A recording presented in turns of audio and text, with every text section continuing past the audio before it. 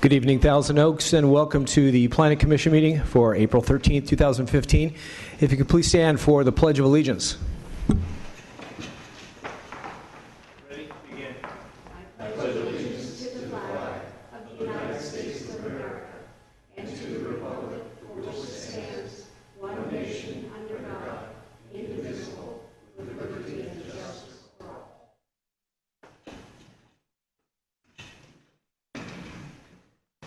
Would the clerk please call roll? Commissioner Newman? Here. Commissioner Nichols? Yes. Commissioner Reynolds? Here. Commissioner Turpel? Here. Chair Roundtree? Here. This is the public comments portion of our meeting for items not on the regularly scheduled agenda. We have no extra cards for public reading, so we're going to go right to written comments, announcements, and continuances. Mr. Town.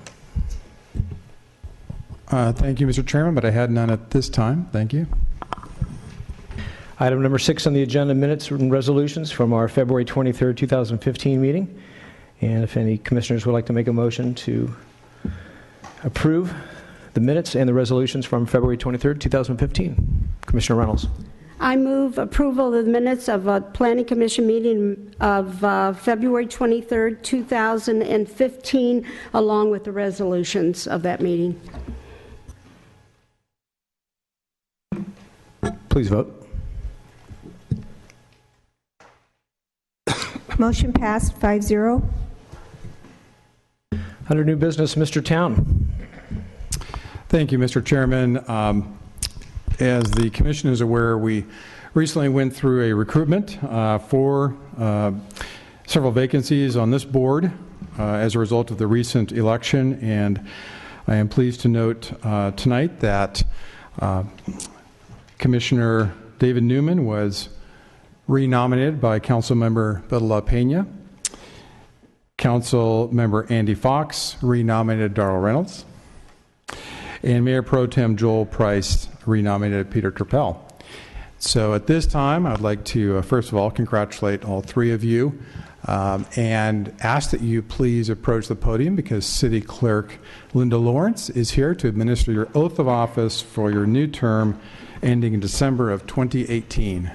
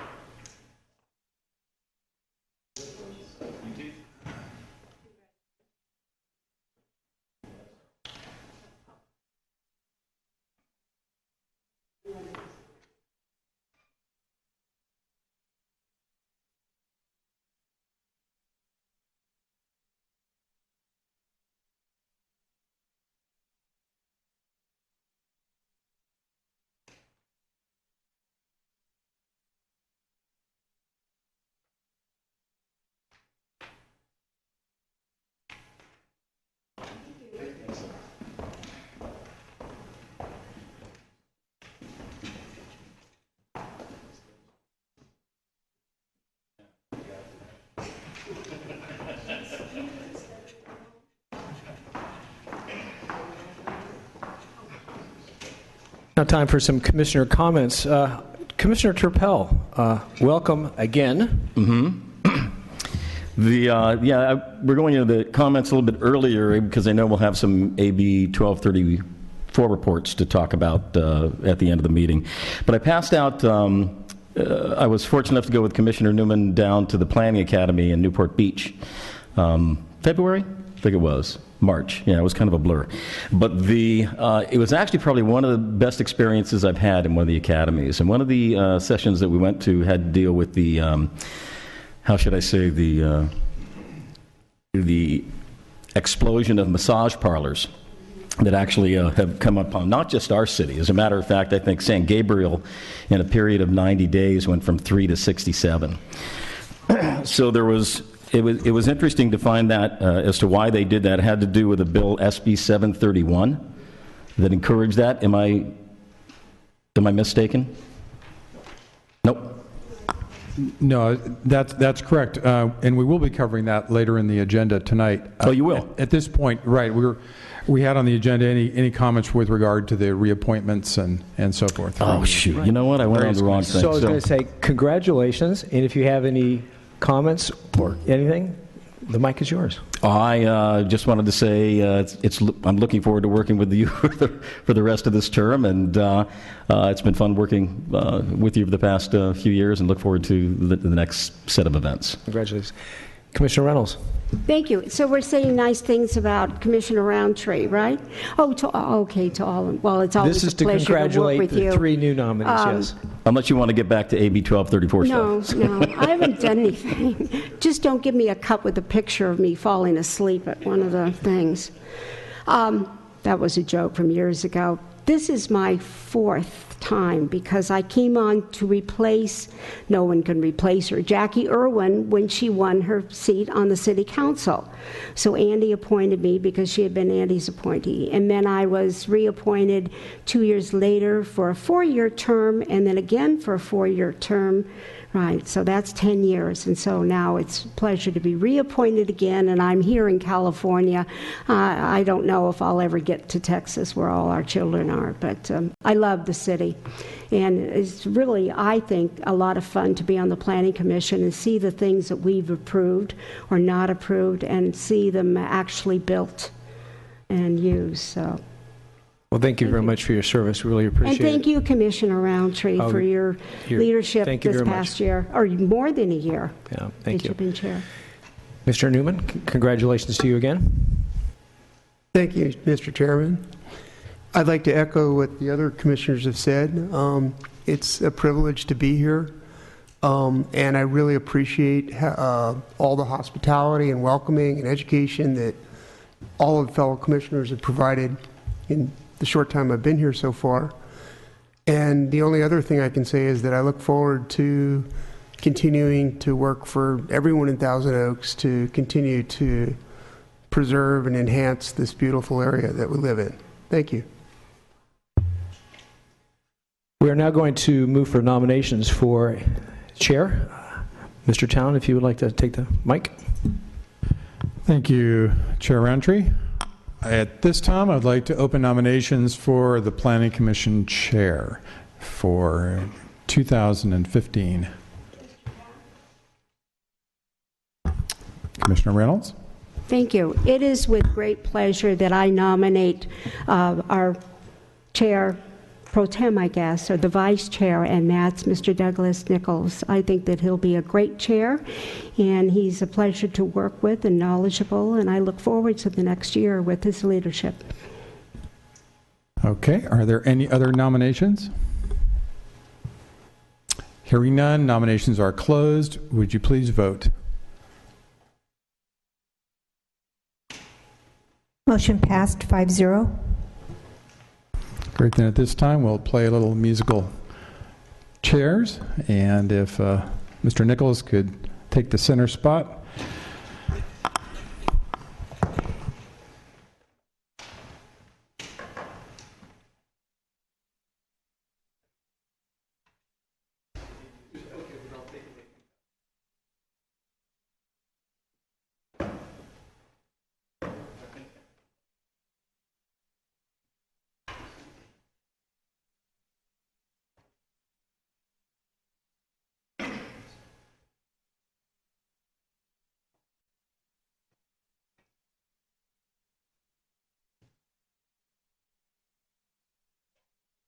First, thank you all for your support. Thank you for the nomination and your support. Look forward to working with you.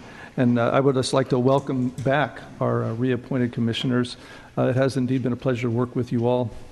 Hopefully it's a vote of confidence in the teamwork that we've exercised, but also your individual contributions, and I look forward to the coming year ahead. So again, welcome back.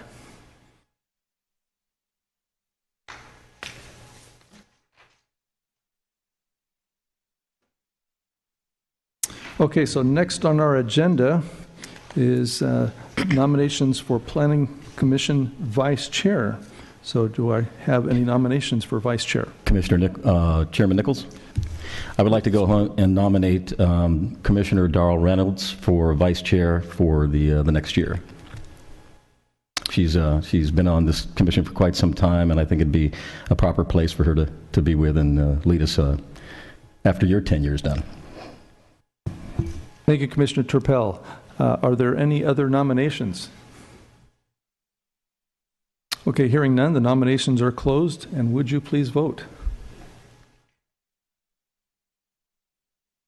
Motion passed 5-0.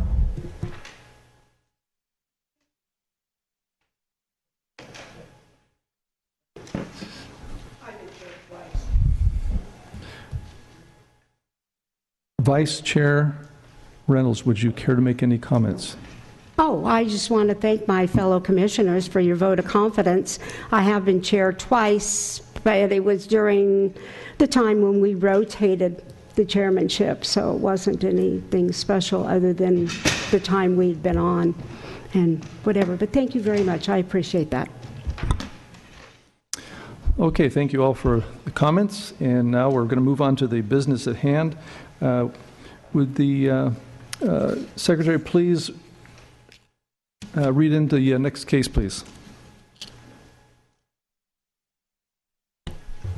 Hearing advertised as required by law is hereby open to consider agenda item 8A regarding case Z 2014-70198 and DAGR 2014-70197. Applicant, Conejo Valley Unified School District. Request to rezone approximately 10 acres of land from PL to C2 and approve a development agreement imposing additional land use restrictions and limited authorization to use redevelopment agency bond proceeds to construct infrastructure improvements. Location, southeast corner of Kelly Road and Newbury Road. Thank you very much. Now, this evening's report is going to be brought to us with Jeff Spector, but Mr. Spector, before you proceed, I've asked Mr. Town if he would perhaps just give us a quick rundown on the Planning Commission's role in this case, since it's somewhat unique and has a little history behind it. Thank you, Chair Nichols. What's before the Commission tonight are essentially two items. One is a proposed zone change for the property, basically to allow commercial development. It would be going to the C2 zone, which is our highway and arterial commercial zone. The other component of what's before you tonight is that a development agreement, which basically does two things. It limits some of the potential land uses that would otherwise be allowed in that commercial zone, and it also addresses the potential use of redevelopment bond proceeds for certain public infrastructure improvements on site. The ability to use bond proceeds from the Newbury Road redevelopment area has been reviewed and approved by the City Council, a successor agency to the redevelopment agency, and by the Oversight Board to the Thousand Oaks Redevelopment Successor Agency. So those are the two fundamental components before you tonight.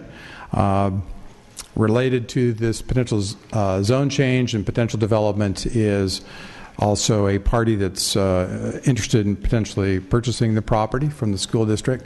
But tonight, what you have is the zone change and development agreement. You don't have an actual brick and mortar project that will be submitted to the city at a later date. That's not something that's ready for your review right now. But our municipal code does require that the Planning Commission review all zone change proposals as well as development agreement proposals. So tonight, it's a recommendation to City Council on those 2 points. Thank you very much, Mr. Town. And now, Mr. Spector, if you would be so kind as to share your report. Hello, Chair Nichols and members of the Planning Commission. We're here tonight to make a recommendation to the City Council on a change of zone and a development agreement regarding this property. It happens to be owned by the Conejo Valley Unified School District. And what is being proposed is a change from public lands to commercial C2 zoning.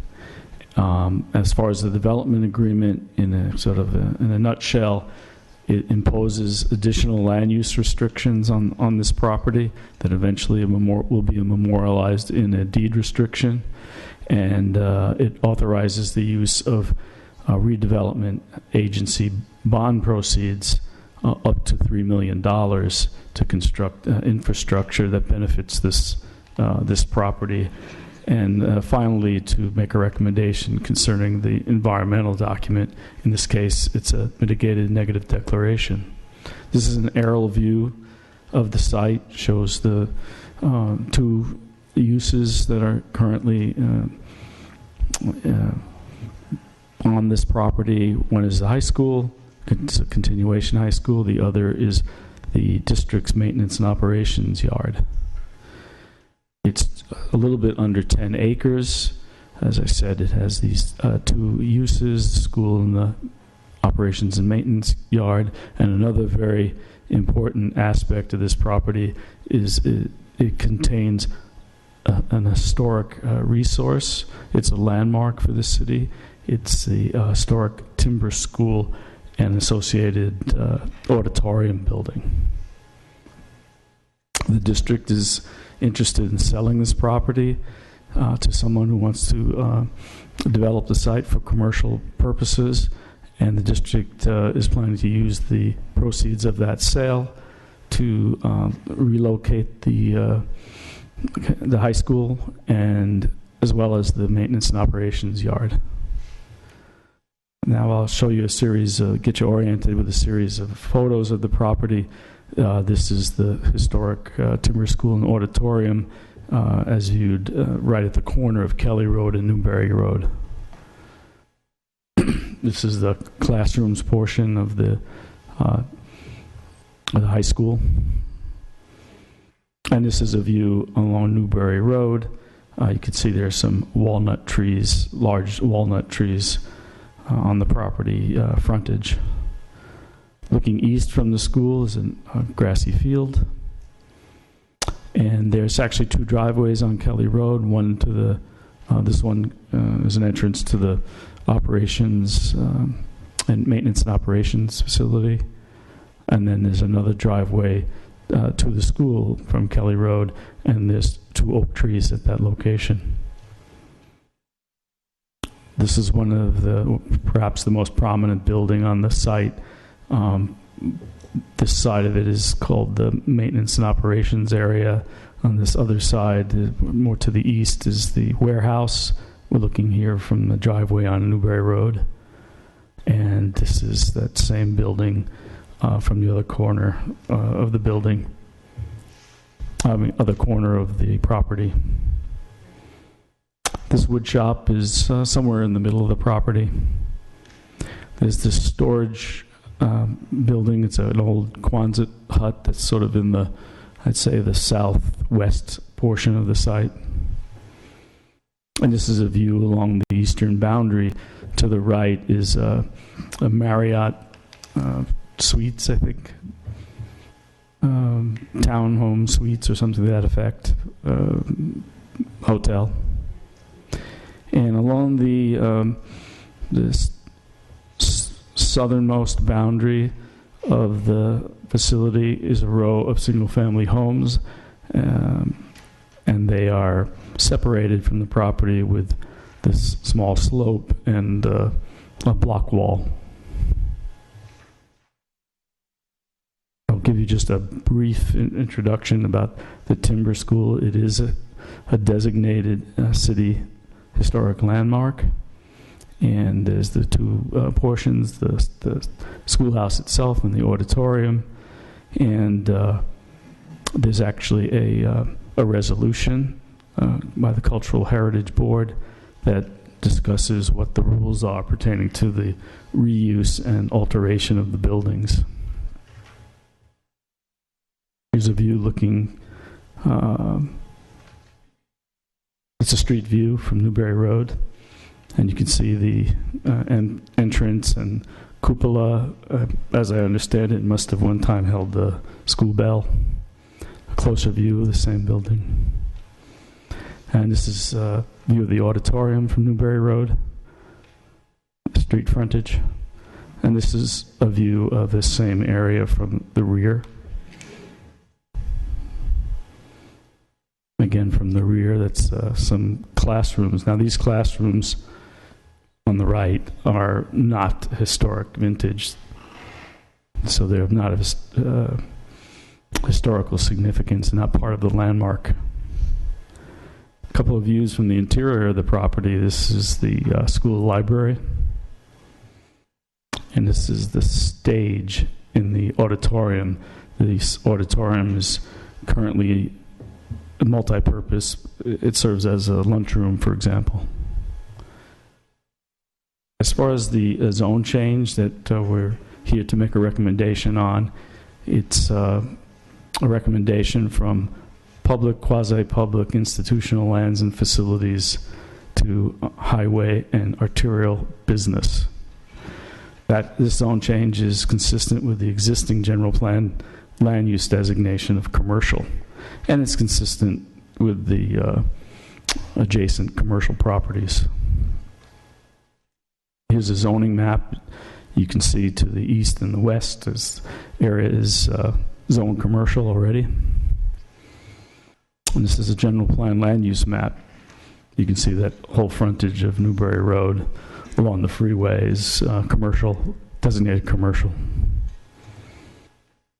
Now, for the development agreement, this is a document that's an agreement between the property owner, in this case it's the school district, and whoever the future owner would be bound by it, and the city.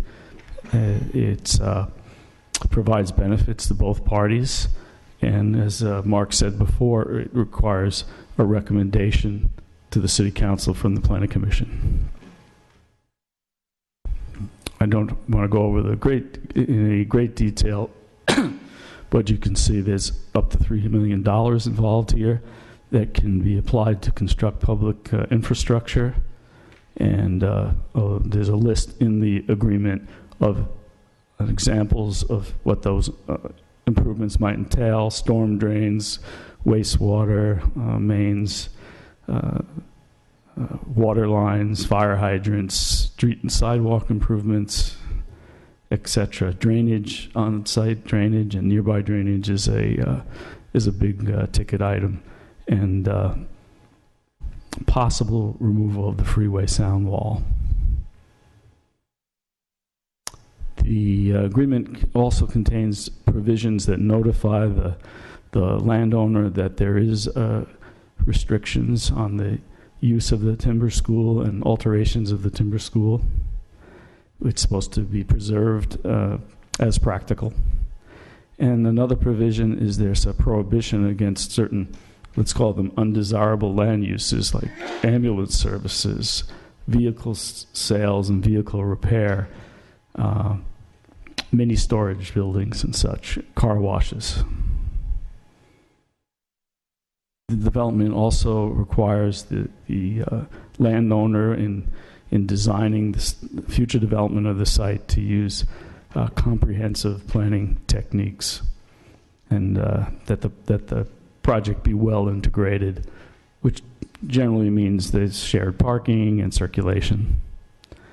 There's some deferment of fees, basically application processing fees for a short time, related to the zone change and development agreement. The agreement expires 5 years unless it's extended after its effective date, but one of the most important features does not expire, because during these first years, the developer or the landowner is to record a deed restriction that makes sure that the land use restrictions remain in place.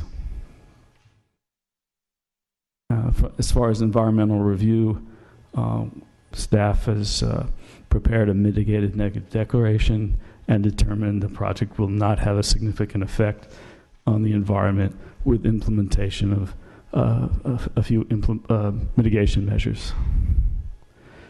So staff is recommending that the Planning Commission recommend that the City Council approve the negative declaration and the proposed zone change and development agreement. So with that, I'm here to answer questions you may like. There are some parties here from Public Works who might be able to help in that regard, and I'm sure some of the representatives from the school district could be of help as well. So with that, I'll be happy to answer questions. Thank you very much, Mr. Spector. Commissioners, questions of staff? Commissioner Reynolds. Thank you. Thank you for your report. I know that the Timber School bell is over at Cypress School. It was given to them, I don't know why, but I know during the time that we were building Timber School at the Stagecoach Inn Museum, the bell was borrowed and a casting was made of it, and that's that's the bell that's at the replica of the Timber School on the property there. I sat on the committee that designated this city landmark number 3, and I was wondering if it would ever went any further to a county landmark or on the National Register or anything. Not that I understand, no. Okay, so it's just a city landmark. Also during that meeting, and I think Mr. Kirstenstein was part of that. It's been several years, and I know that Dolores DiDio, who was a board member, was on the committee, and I believe that Councilwoman Claudia Bill de La Pena was also on that, and Mr. Masry. And Mr. Masry, during those meetings, talked about the city giving the school district, or not to impede the sale of this property, $1 million. And I was wondering if any of that is part of this up to $3 million in the bonds that will help with the infrastructure for this development. Well, I can't say with certainty, but we could ask Mr. Maybe I'll ask one of them if whatever happened about that $1 million. I know that there was concern that having this historic landmark on the property would impede development or anyone even buying the property. Also, I kind of heard, and I don't know if this is true, that there could be a time capsule on the property. And that was just mentioned today, and I haven't gone back and through any of my historic books or anything, and I'd never heard that before until it was mentioned. Also, the 2 oak trees that you showed us, I believe that's close to the area of the original Timber School. And I was wondering if there was ever a marker, or if there's going to be a marker placed in that general area to mark that the original Timber School was in that location. I'm really not aware of. Okay, I'm just kind of food for thought of things. And I think that's about the only thing, because I know I'm concerned about a wall behind, but that really has nothing to do with this hearing unless a project eventually comes before us. Yeah, I should A mention. wall to protect the neighbors. Yeah, So. I should mention that with regard to whether it ever became a county landmark, I don't know for certain whether it was or wasn't. Yeah. I don't think so. I went off the Cultural Heritage Board at that time. And the county actually made it what? Maybe the other one at the Stagecoach Inn. Okay. I don't. You borrowed all my books. And so, no, you gave them back and everything, all my landmark. But I think at that time I had gone off the Cultural Heritage Board. And I didn't realize, because I know the city would have had to pay for staff time, county staff time, in order to make it a landmark. And I think the city was really kind of hesitant to further promote and to make any of our landmarks here, any county landmarks like the old City Hall or anything. Mr. Town, did you? Well, the city council, sort of at one point there, accepted all of the Right. county's I designated was landmarks involved in and that. took over the role as the Cultural Heritage Board.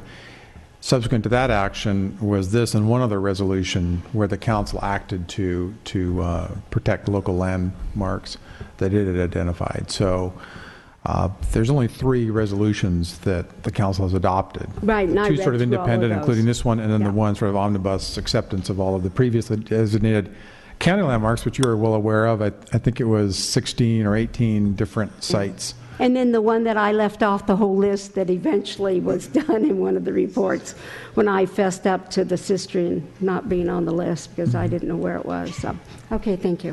That's all I have. Thank you, Mr. Chair. You're welcome. Thank you, Commissioner. Any other questions from the commissioners? Commissioner Newman. I'm sorry, Commissioner. So, or I was looking over here thinking he was going to be next. Please.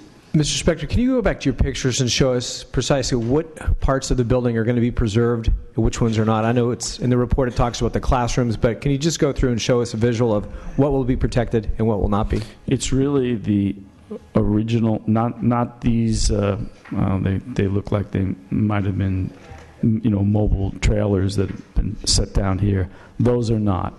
But to the left, you see those archways. That's part of the original timber school building, and it's basically what you see here prominently.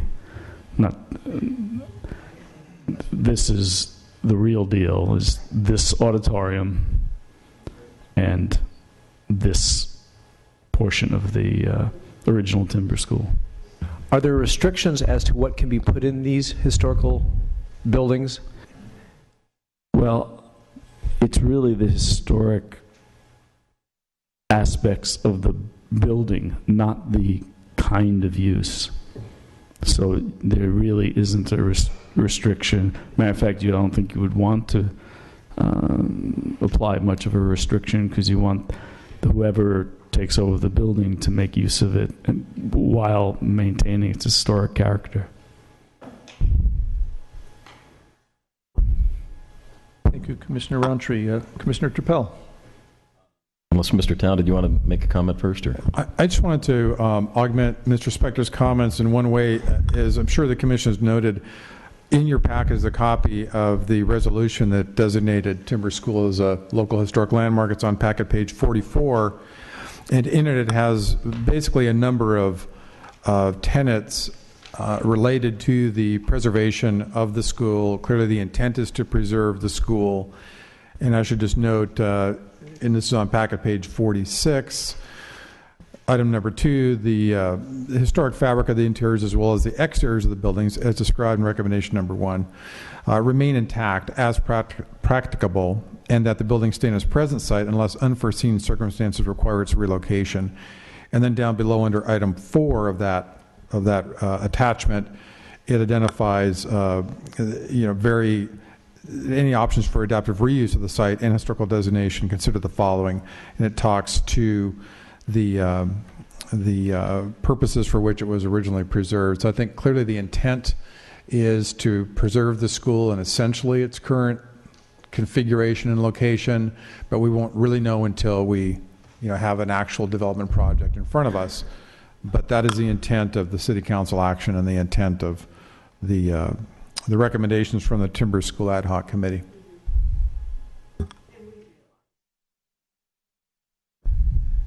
Thank you, Mr. Town. Mr. Trappell. Thank you, Chair Nichols. Mr. Spector, and this was a very good segue, by the way, that particular paragraph on page 5 of our packet that says notifies the owner of the property that the site contains a local historical landmark. And actually, let me predicate this. This is probably one of the most important parts of this particular case before us, because I've spent many, many years with the Historical Society here in the Conejo Valley, and this isn't the first time this piece of property has been, thrown through the ringer, if you will. So it's exciting to see something possibly moving forward. But my question directly, as it says, is to remain intact as practicable, and that the building remains on site unless unforeseen circumstances require their relocation. That really seems kind of open to me. So what's the process? Does that come, if something changes with the building, does that come back to this body? Is that held administratively? How does that work? Well, there is a process, a certification that's required to alter the building. That goes before the city council.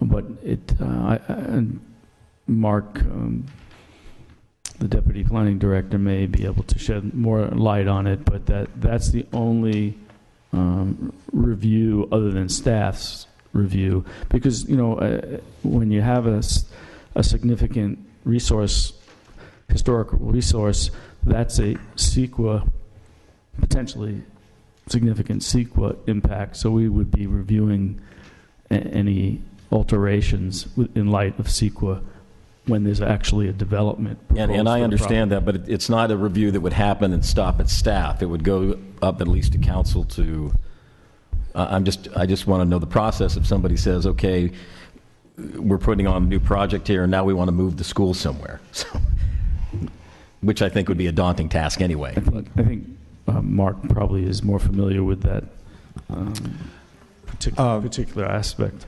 Thank you, Mr. Spector. Yes, and this is not in your packet tonight, but it is part of our municipal code.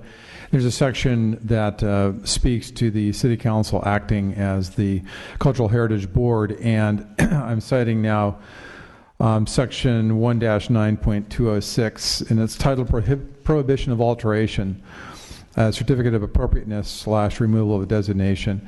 And basically what this says is that, and I'll go ahead and read it verbatim, if a property owner desires to demolish, add to, alter, relocate, or remove the specified portion of any structure, land formation, or other item that is designated a landmark or point of historic interest, he or she must apply to the city for a certificate of appropriateness.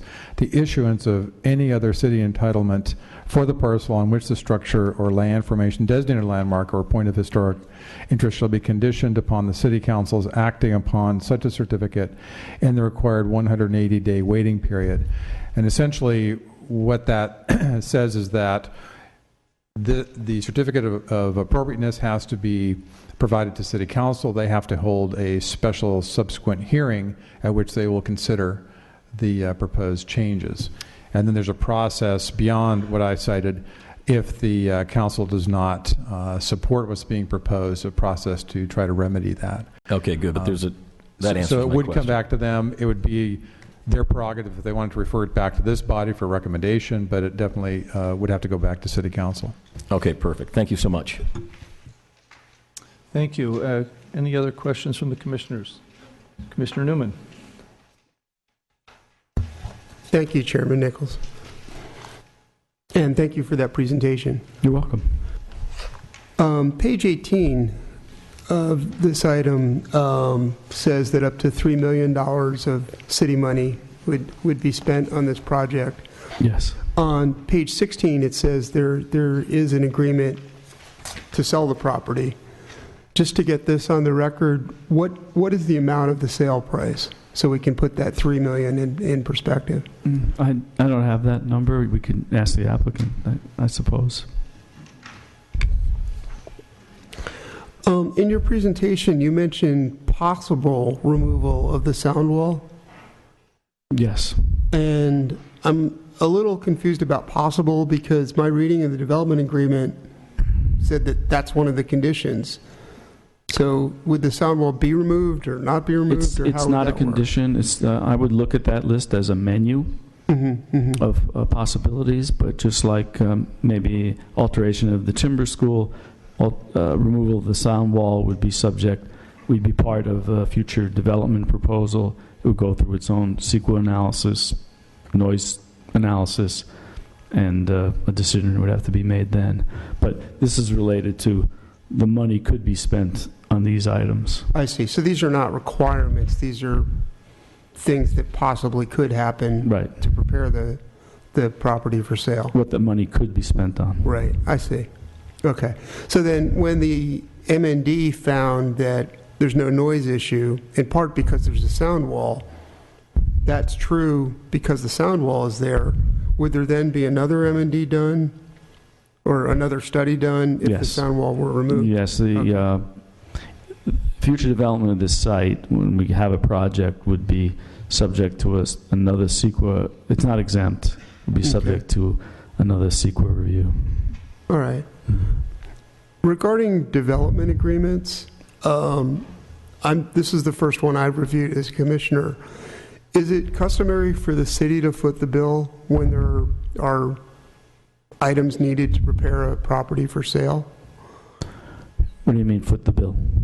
Well, there are a number of improvements here, and the city is committing up to $3 million to make these improvements. Is that sort of commitment of public funds a normal part of a development agreement? It can run the gamut. I'm only familiar in the last few years with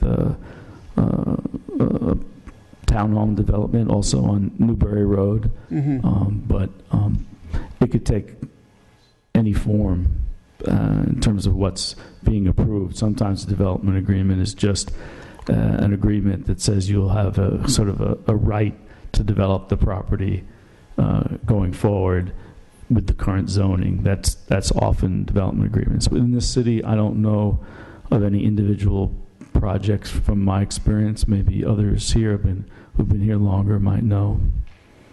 Okay. If I may, Chair,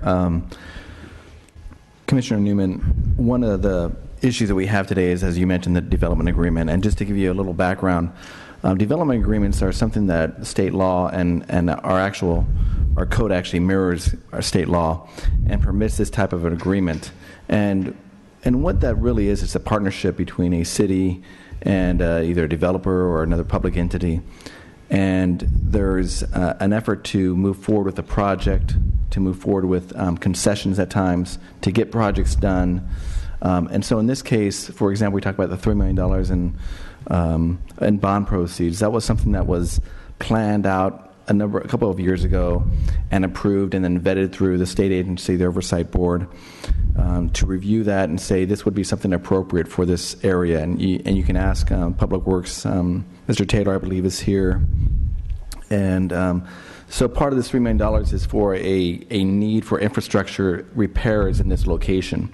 And so this is almost an effort to address issues that the city has with this area and also with the development and with another public entity, the district, in an effort to work with the three of us, a developer, the district, and the city, to help accomplish a goal of helping the district move off the site with a sell, but also needs to be concessions, knowing that there's going to be some infrastructure that's going to be needed that also is necessary that in the city's eyes. And so the city says, yes, this is something that we want to put money towards and put bond proceeds towards. So although that money has been vetted and that issue has been vetted to say, yes, we're willing to do that. And so you look at the reasoning behind under the state and our own code is to get a partnership to say we want something to be developed here, and let's have a plan that specifically says a framework of what it's going to be. We don't have a project tonight in front of us,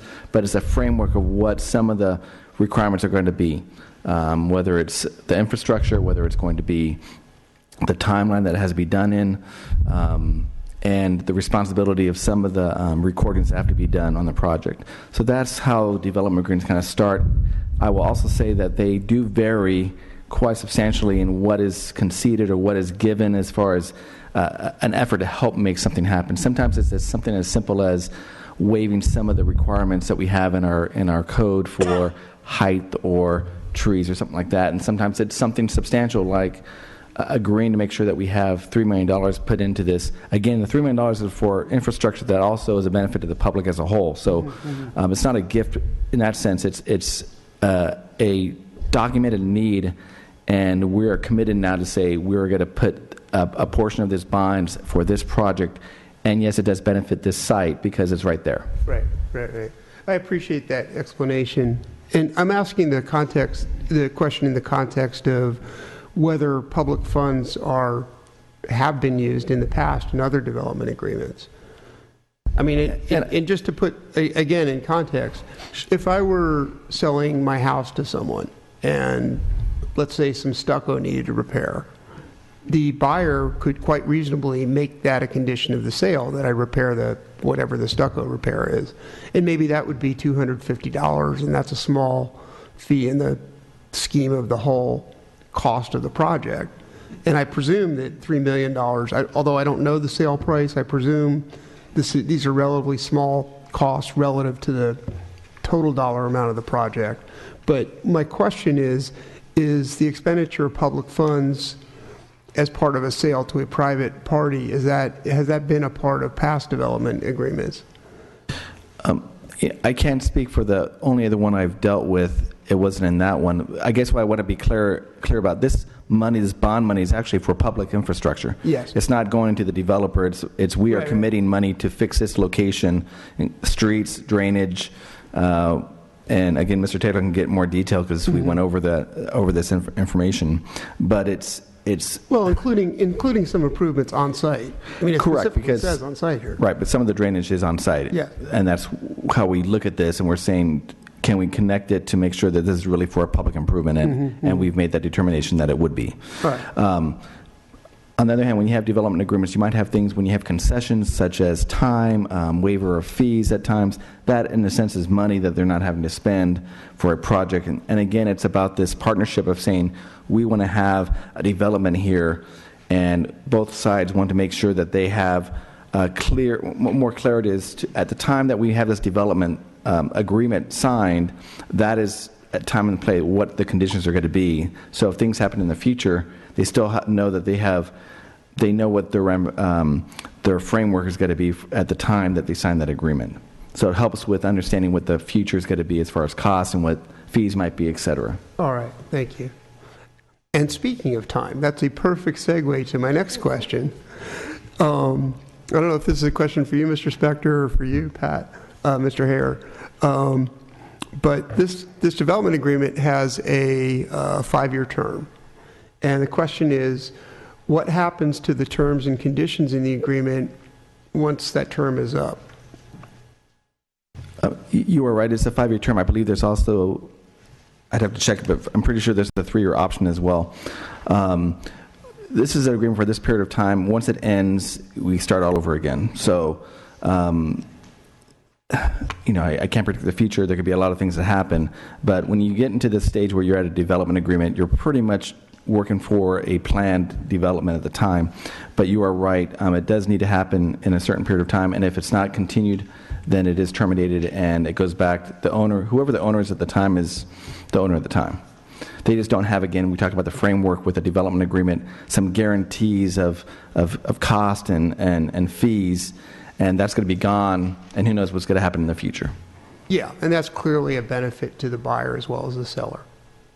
Absolutely. Yeah, all right. Again, this is probably a legal question. On page 18, condition 5, the protection of the Timber School and Conejo Valley High School turns on the word notifies. And specifically, it's saying the owner will notify or be notified that this is a cultural heritage. This is important to our culture.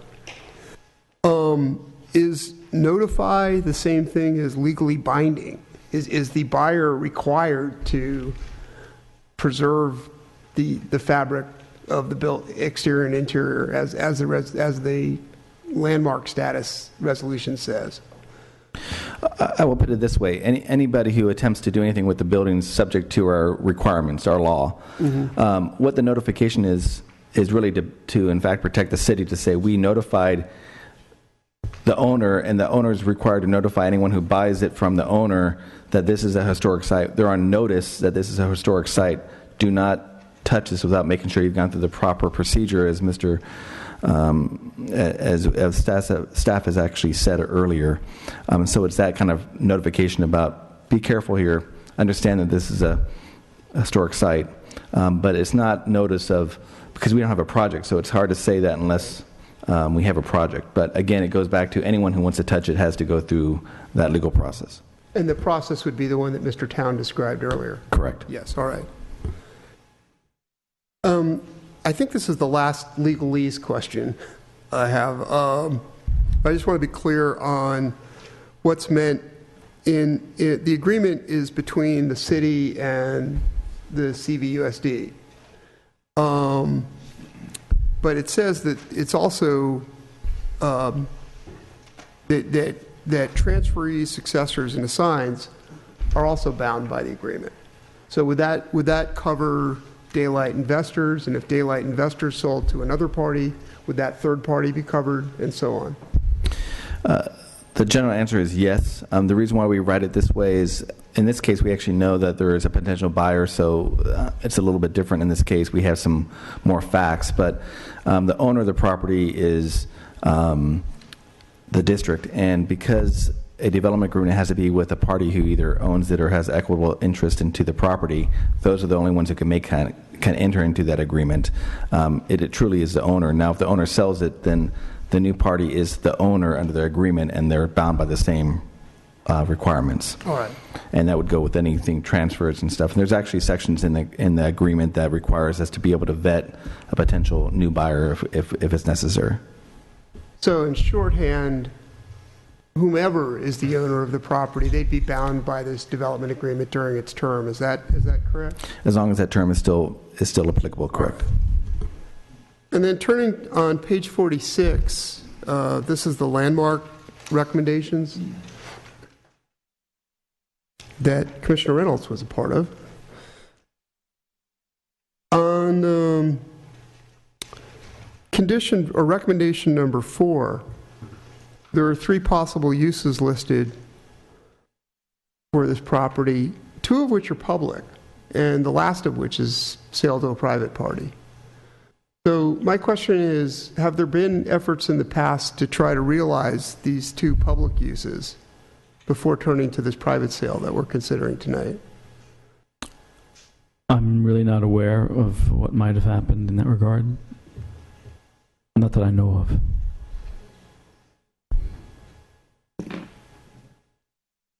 Okay. Yeah, I've heard from various places that this site has been the focus of various proposals over the years, but not involving public uses of the land? Not that I know of. Okay. I mean, I think maybe the applicant would know if anything was floated in years past. I'm just not aware of it. Okay. My next to last question, I think Commissioner Reynolds already asked about availability of county and state funds. This is point 6 on the recommendations. I checked the Ventura County list of landmarks, and I saw this on there. But either in or out, if it is designated landmark, my question is whether any effort's been made to allocate those county or state funds to this site. Perhaps Darrell can. Well, I was share. just going to mention, if the city accepts it, as in some cities do, the owner of the property can apply for Mills Act funds if they want to do something. But I know I'm familiar with that being done to houses. I don't know about buildings like this.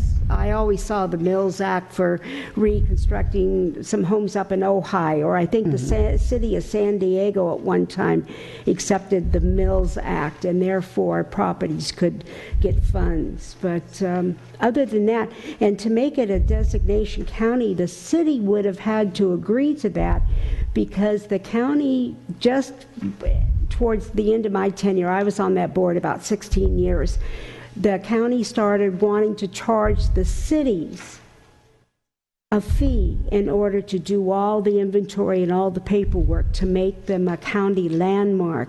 And I think the city, I'm very surprised to hear that this would be on a county landmark status, and I would think the school district would have to know, because of the paperwork required, that if the school district says, no, I can't believe that it'd be on the list, unless, I think Ricky Nicholson is the representative that went on after I went off after all those years. Yeah, I don't know whether it is or isn't. Yeah. I went on the county's list of historical sites, and that was one that was listed. Whether it is formally or not, I can't say. It could have had that other designation as one of the sites instead of the actual, Mr. Town. Well, what I was referring to earlier were sites that were originally designated by the county versus sites that were originally designated by the city. I would almost assume that the county would have a comprehensive list of sites that they've designated, as well as sites designated by all of the constituent cities in the county. But anyway, that's my understanding of the history of it. All right, and my final question is regarding the MND. Page 17, item C. It refers to an underground fuel tank that sprung a leak. Yes. And my question is whether that underground fuel tank is on this property or if it's somewhere else. It's on this property, but it's been cleaned up. All right. Did he say it has been cleaned? It has been cleaned up, yes. Okay, thank you. All right. Thanks very much, Mr. Spector. You're welcome. Mr. Heer, Mr. Chairman. Thank you, Commissioner Newman. Commissioner Reynolds, did you have a follow-up question? It was about the Mills Act, and so it was a perfect time. Yeah, I was going to. Thank you. Any other questions of the commissioners? I've got a few, if not. Okay.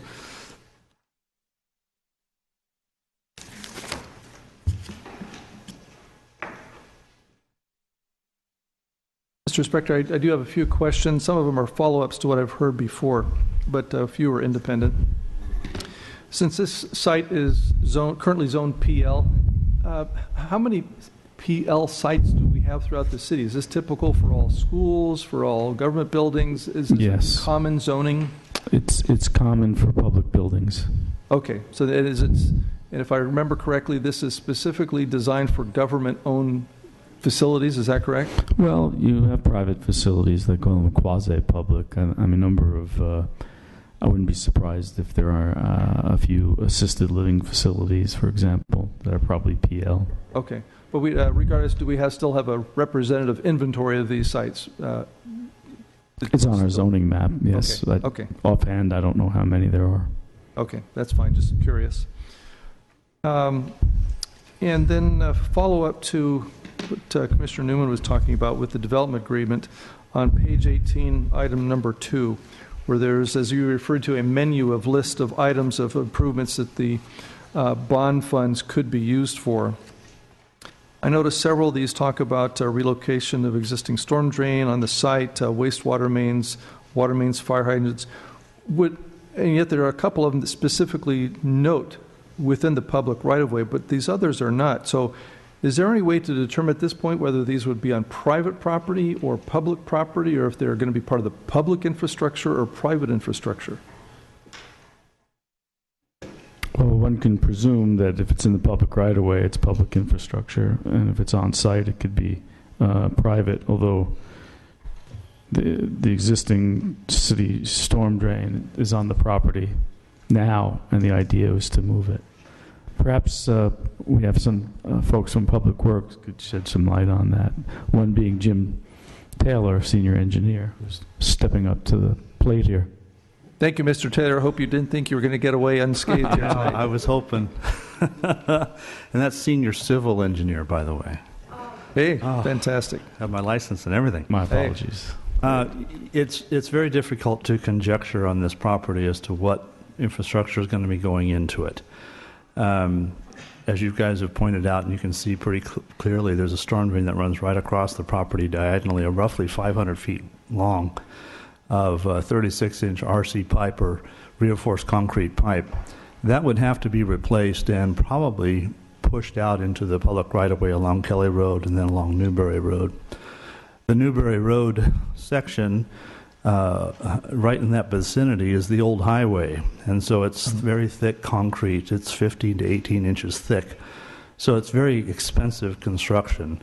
So I can easily see the $3 million, vaporizing pretty quickly just on drainage improvements and maybe some wastewater improvements.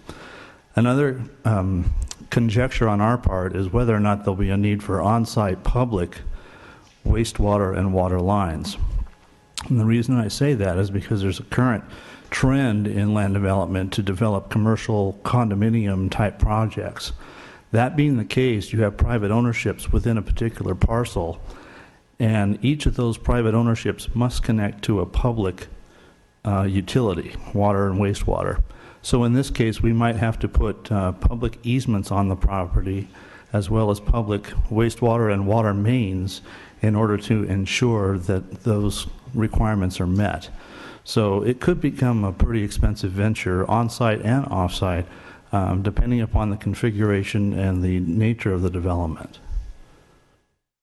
Thank you. And Mr. Taylor, if I remember right, in reading through the report, there was a reference to the Director of Public Works having some type of discretion with this as far as which of these projects might move forward. And by projects, I'm referring to these different infrastructure projects. Is that your understanding as well? Just kind of, it's somewhat fluid, that you've got a menu here, as Mr. Spector was referring to, and just depending on how that project unfolds, some of these may fall off the list and others may move to the top. That's exactly right, yeah, depending upon whether we need to have the on-site utility mains. We might even do stormwater mitigation for the sake of the overall region. For example, the 6-foot by 4-foot reinforced concrete box that runs under the freeway right there is undersized. So we might want to do some detention of stormwater, capture and hold a volume of stormwater back and let it kind of trickle its way across the freeway. There's any number of possibilities that might come up as we consider development of the property. But again, we need to see a proposal in front of us to really start working on those mitigations. Certainly. Mr. Town, were you wanting to say something? Just to follow up on that comment, the bulleted list of potential public infrastructure contained on, well, it's on page 41 of your packet. Those are projects that have already been identified by the Public Works Director as being reasonably related and necessary to this property in terms of public infrastructure.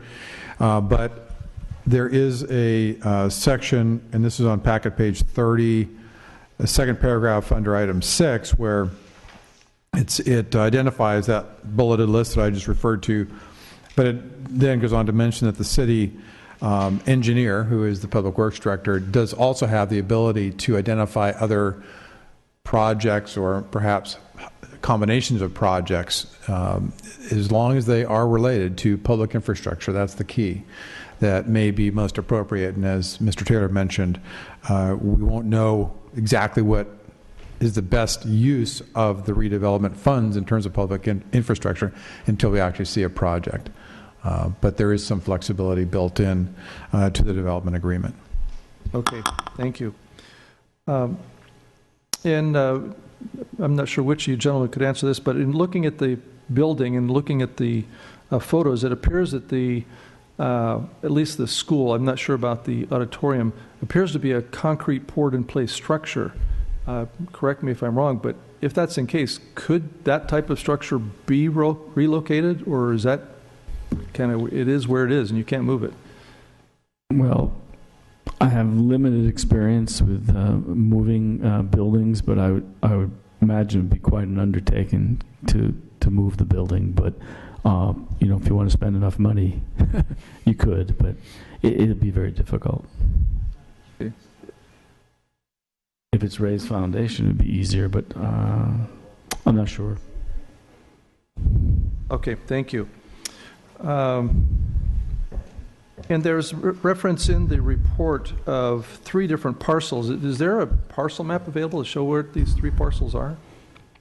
Which 3 parcels? This talks about parcel 1, 2, and 3. That would be, let's see, I think page 38, Exhibit A, if I remember. Oh, the legal description? Yes, parcel 1, parcel 2, and parcel 3.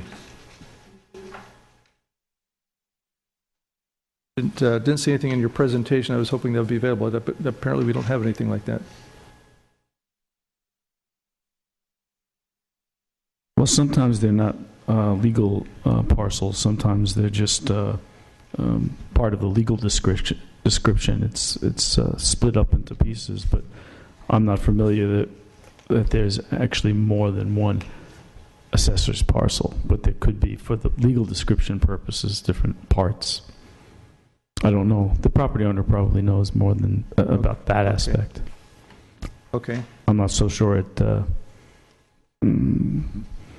makes a difference if it was the description has 3 parts to it or not.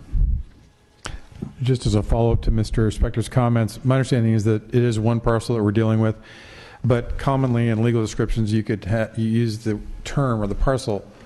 The term parcel is used, and it can even be used to describe easements, et cetera, over an existing single lot of land for development. I think that's what's referred to here. Perhaps the school district can talk about that in greater detail, but my understanding is we're not dealing with three legal parcels, we're dealing with one. Okay. Those were, I think, my questions. Commissioners, any further questions before we move forward? Okay, thank you very much. That being the case, we're going to move to our speakers at this point. And I do have a few cards, but first I'm going to ask the applicant to come forward and have 15 minutes, and I believe that will be Mr. Joel Kirschenstein. You have 15 minutes, and I don't know if you're going to be the sole presenter or if you have a team, but you do have 15 minutes. If you would kindly mention your name and city of residence for the record, please. Thank you. Good evening. And congratulations on the reassignment of the commission and the new positions on the commission. Joel Kirschenstein on behalf of the applicant, Conejo Valley Unified School District. In addition to myself, I'd like to also introduce Dr. John Sand, who is here this evening as the Assistant Superintendent of Business Services for the district, representing the district. I'm the Boyne and Porter Chief Property Negotiator for the school district. Also present, which we thought would be important, is Mark Sellers, who's representing the buyer on the property, and Denny Bloom, who's the real estate broker for the buyer. And so we have everyone here that I think can address the questions that the commission still may have of the participants. It's important to note that the buyer is here because this is a handoff. This begins the handoff from the school district to the buyer of the property. And by way of background, just leading up to that, this is a 10-year history. This is a 10-year history for the Kelly Road site, and a 10-year history of a relationship between the school district and the city of Thousand Oaks. And the staff within the city has been pretty incredible over that 10 years, working through an awful lot of very, very difficult subjects, many of which you have discussed this evening. But what I just wanted to do this evening is to also put on record that all of the issues that you really have discussed have been discussed very carefully, and I'm very impressed with the questions. Those are 10 years worth of questions that you have just deliberated on. And the property, as I said, is in escrow. The development agreement is in escrow. So this hearing tonight is a contingency of the development, of the escrow, that these items that are before you be approved.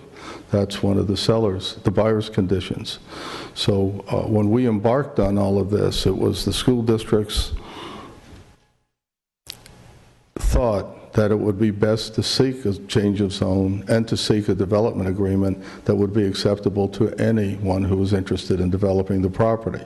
And the DA, the development agreement, is for the city to present exactly how it wants this property developed, not how the school district wants it developed, how you want it developed. So that DA and those conditions in there are not for us to accept, they're for the buyer to accept, and they have accepted that and made it part of the escrow transaction. So there's no confusion over that anymore. And then when they come forward after the property is sold and they come in with their development plan, that's your deliberation then becomes with that particular buyer. So what we have before the city and what we've had before the school district are two objectives. The school district's objective was to relocate students out of a high school that was built for an elementary school 100 years ago, and those buildings have been refurbished. Other than the concrete, there's really not a lot of historical structure in any of those buildings left. That was a designation that the city, in its nostalgic overview and not commenting one way or the other on that, wanted to preserve that for the city of Thousand Oaks. But a lot of the building has gone through over years. That structure in front, what really remains is the concrete. Everything else inside of it has been moved around, transferred, it's been remodeled, so even the windows have been replaced in it. So you have a concrete structure. Again, for your own edification, and the auditorium came so much later, it really wouldn't get a designation as a historical site. But as part of it, and the city, I think you do remember, we were there, the discussions were, can we also make the auditorium part of it? And that is how that happened. The school district said fine, and we came up with some discussions about that.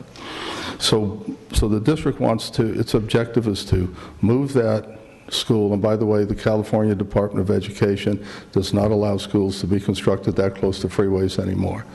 So if we had to site a school there, we couldn't do it. They wouldn't allow it because of air quality issues. So that's one of the objectives, is to relocate that program. The maintenance and operation is next to a residential center, next to commercial and retail enterprises. So the city has an objective too, and that's to get some land use consistency. And we've worked together to create, to satisfy the school district objectives of getting a new secondary program and getting a more up-to-date maintenance and operations center located in an industrial center, and that the city then would get its consistency, which was the old objective in the redevelopment agency. So I think after 10 years, we've arrived at all of the objectives having been met, and now we're in escrow. So, and then there was one other item I noted, and that is, have there been any other interests? I believe, Commissioner Newman, you asked that. There's a statutory requirement, there's an education code requirement that only exists in education code. There's a little government code overlap to it, that only exists for school district surplus property. School districts have to go through a very careful statutory procedure. The site had to have been noted to public agencies, and there's a list of public agencies in the code, and in particular the local Rec and Park Authority. They get first shot at it. And then also there's nonprofits that get a shot at it. We've been through that process, and there was no response. And it's a very detailed, publicly noticed 3 times in the newspaper, on the web page. It has been through all that process a few years ago. And so that opportunity came and went. And then you go to the private sector. You can only go to the private sector after that process has been gone through. So we have gone through that, but it's a very, very good question. The legislature said we want to do that many years ago. Let's give everybody else a shot at it and see what happens. That's school district property. So we've been through that process. So having said that, again, and now we're deferring any questions on the development agreement and the change of zone is to the developer's representative, because we're not going to be developing the property. But we've positioned it so that we can do that. And as I said, it is in escrow. So that's pretty much the overview of where we've been.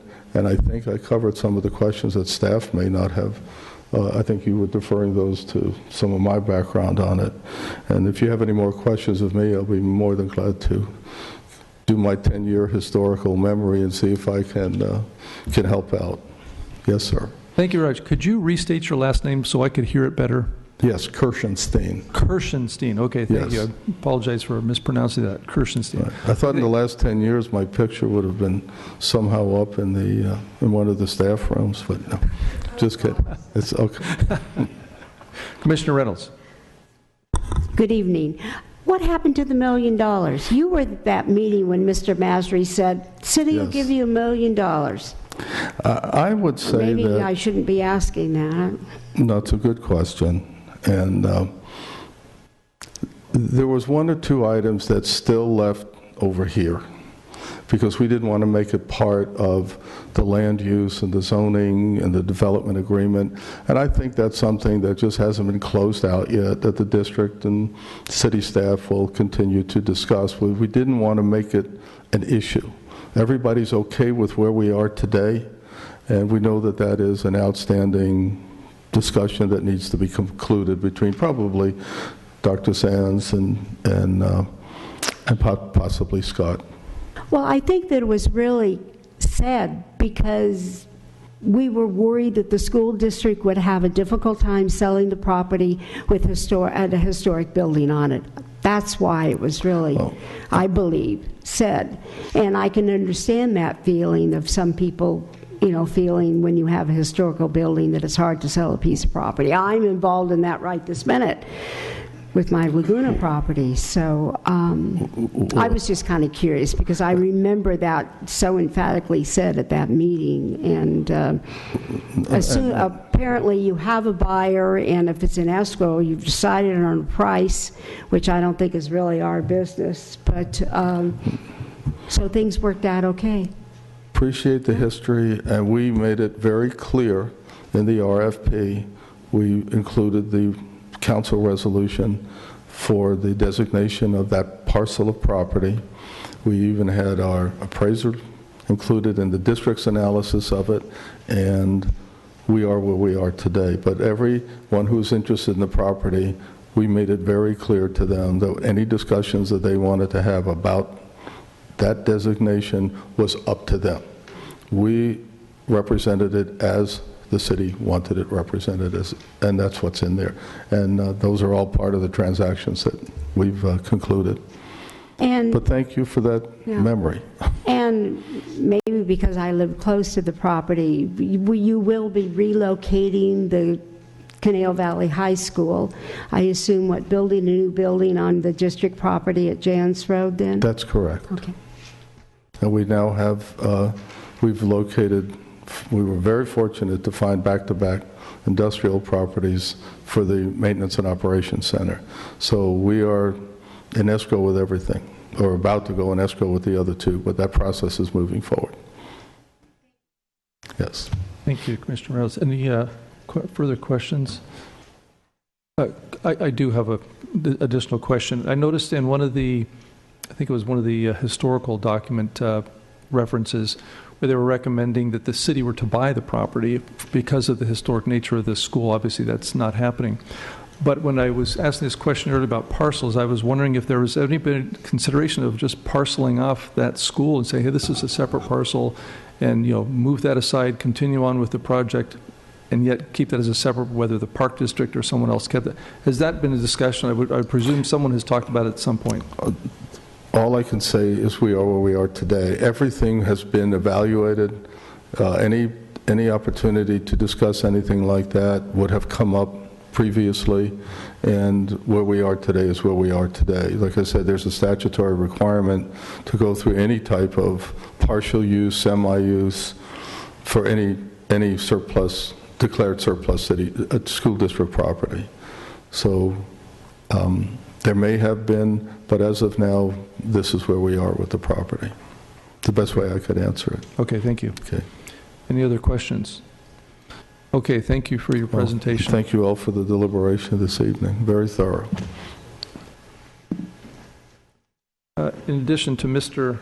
Kirschenstein, I have a card for questions only for Dr. John Sand, and also a card representing the developer, questions only, Mr. Mark Sellers. So if any commissioners had any questions for either of them, they are available for questions. And then the final card I have here is for William Maple. Mr. Maple, are you here? If you care to come to the lectern, please. Please state your name and city residence, please. Hello, I'm William Maple, resident of Newbury Park. I want to apologize up front. Some of this is going to be very redundant. I didn't realize Commissioner Reynolds would be here. So my background is I was on the Cultural Heritage Board for the county during this time, and also I designed, my first degree was construction. I developed museums in historic landmarks throughout the nation. So recently at Mission San Juan Capistrano, developed in 1776. Not a lot of it either is original, but it's still a landmark. So the idea of how you work with that, what you preserve, what is historic, how you still modernize it without sacrificing the historic integrity is what I do daily. Back in 2003, like you, I received a call from Commissioner McFerris. He had this thick package that he got at the last moment before the meeting. And he said there's $700,000 request here for redevelopment and soil remediation on the corner of Newberry Road and Kelly Road. Do you know anything about it? I was on the county board at the time. I said, no. I drove by there to go to Blockbuster all the time. It's a generic-looking building in many ways because all you do is see the 60s things around it. And the original red tile Italian Renaissance, the structure, the architecture has been lost. So you don't notice it's a two-room schoolhouse that did have the cupola and bell and a flag on top and a lot of great things that if you restore this, it's going to be a lovely little addition to the community. We've been looking for a home for the Arts Commission and different, things over the years. This would be a wonderful site for that. So my hope is it's preserved. Adaptive reuse is a great opportunity here. This is potentially the most historic item existing that's not a replica on the real site in the Conejo Valley, possibly Ventura County. How many two-room schoolhouses do you know of that's been continuously occupied for 90 years? And the site has been a historic site educating our children for 125 years. So there's really, in a very young community, nothing like this. So I discovered this when I raced over there. I found out it's a public building, so it's not really just school district. The people own it and have for years. It was donated by a private citizen, the property originally. I was on the board, so I looked at it and found out that it was the oldest school and public building in the Conejo. Eventually, an ad hoc committee was quickly put together to evaluate the historic relevance of the site. And so on there was Miriam Sprankling. She was the curator and still is at the Stagecoach Inn. Longtime residents like Dave Allen, who's attending here tonight, myself, Larry Jantz, and a couple of school board members. So very diverse. It wasn't like it was a push by people who didn't know the situation. Unanimously, they voted to make it a landmark. So they not only did the 1924 building. Both buildings were designed by the first licensed architect in Ventura County. So this was, both buildings were designated. 50 years starts the ticker on when you start looking at historic landmarks. It's like the book depository. When Kennedy was shot, that became a landmark right away. It's not just the age, but the age kicks in when you should start evaluating anything. So it became not only a city landmark, but it did become a county landmark. So they are unaware of this. I called them this week. They had not known about this meeting, and they didn't know about the purchasing or any agreements at this time about the historic landmarks on the site.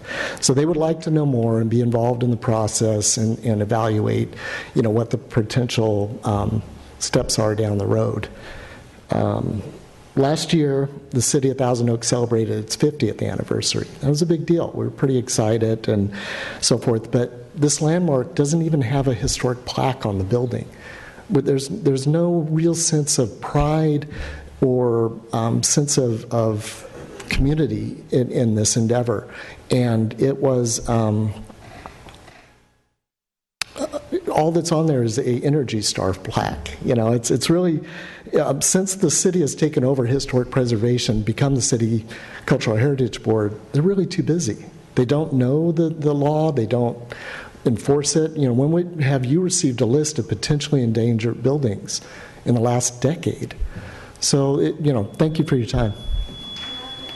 Mr. Maple, I think we have a question for you. Thank you. Thank you for Not really a question. I know you went and you designed the rebuilding, I think, of the H.W. Bush Museum. Correct. And I want to tell you... I love Texas, too. Right. I happened to go to it last summer in August, and I want to thank you. It's absolutely beautiful, and the whole grounds and just everything. That we should be very proud that you're part of our community for what you've done, and thank you. Appreciate it. Thank you very much. Now we have a rebuttal period for the applicant. If you care to, you have another 5 minutes for any follow-up comments. All good? Okay. That case, thank you all very much. I'm going to close the public hearing and now open to... I'm sorry. That case, any questions, further questions for staff? Or staff, do you have any comments for us? No, I have no comments. Okay, we're good then. I'll go ahead and close the public hearing and open discussion for the Planning Commission. Commissioner Newman. Before we have a motion on the two recommendations before us, I'd just like to raise, or I guess echo a concern that Mr. Maple just raised about possibly getting the county involved with landmarking. And I'm not in any way suggesting we should table this or slow down this process or anything, but I'm wondering what county involvement, if it happened, how that would change this. And I wanted to have that discussion before we vote up or down on this. Mr. Town, would you have any insight on that? Well, just based on the comments from Mr. Maple, we'll be sure that the county is advised, because tonight's recommendation does go to the City Council for final action. Mm-hmm. The county is a resource, and there are a lot of talented people that have dealt with these types of issues over the years.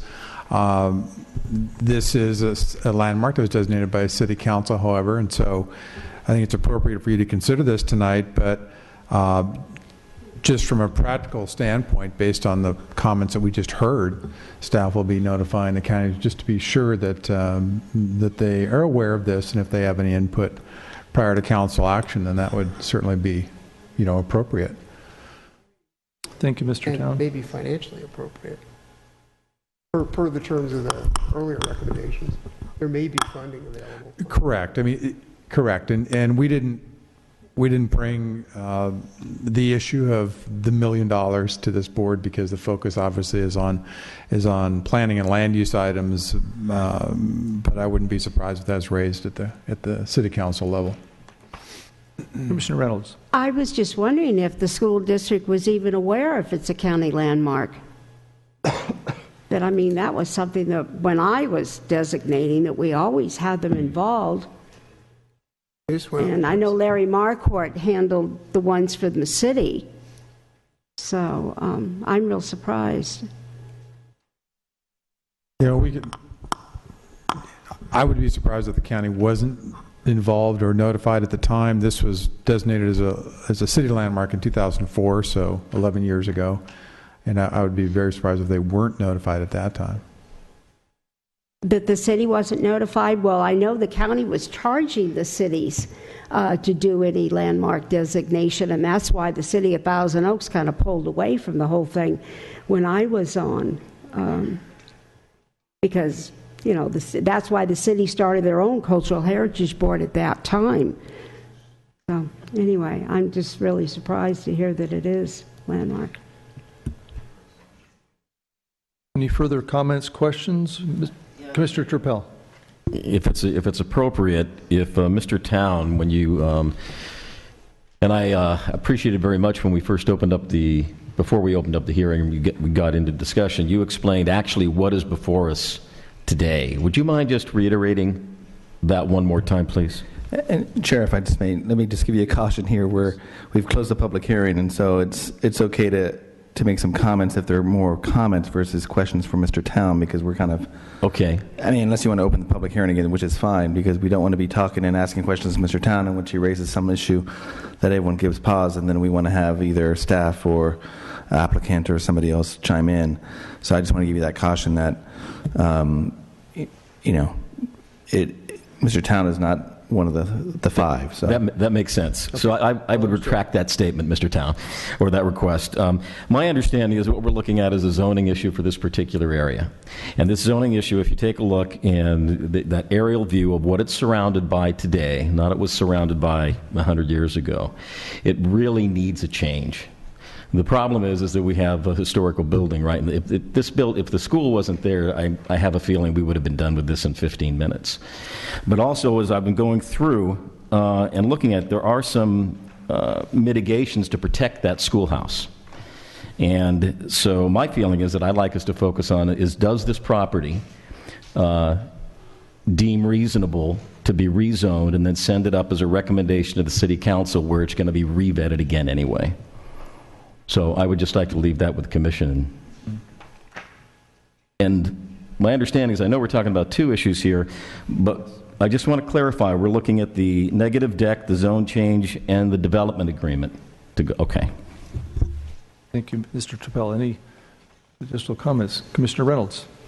Well, I'm ready to make a motion, but, okay. I move that the Planning Commission recommend that the City Council approve the MND 2014-70377, the zone change Z2014-70198, and the development agreement DAGR 2014-70197 based on the findings in our packet. And I think that I'm very happy to hear that the school district has been able to sell the property, and looking forward to some type of project coming before us. And I'm sure that the Timber School is going to be kept. It's such a beautiful building. I'd love to see maybe another copy of the bill made and put back there. I can't make that. That's not part of the motion. But I do know there was a mold that was made that it was Bill Seaver that went and got the bell from Cypress and took care of that. So I don't really know where the mold is, but I think it was made in the county at the foundry. So that we used to have the Cultural Heritage Board, our county signs made, because I went through that foundry. So anyway. Thank you, Commissioner Reynolds. We do have a motion on the floor. Any further comments or discussion? Yes? I'd like to make an example that this is an example of three entities working together for a long period of time, going through all of the issues, and almost a model of the kinds of things that we're going to be facing in the future, where it's not just going to be one entity doing a project, it's going to be a joint venture work. And for the amount of time, energy of putting all this together, we've reviewed a lot of projects, and to pull all of this together with competing interests, different flavors of it, I think this was outstanding, of how you've all focused, whether it's historic preservation, school proceeds, high school, all of it together is just a fine example. And I think the community benefits from all of that. And I just want to thank you all, for staff as well, for putting this all together. I'm very supportive of the motion. Thank you, Commissioner. Commissioner Newman. Thank you, Mr. Chairman. I had two major concerns coming into the meeting this evening. One is that the Timber School buildings would somehow be changed or moved or somehow not left in place. And well, I appreciate the 10 years of work that Mr. Kirschenstein has done, and I can't agree with the statement that all you have is the structure. The same thing is true of the Parthenon, and this is our Parthenon. This is a very important building for our culture and our history.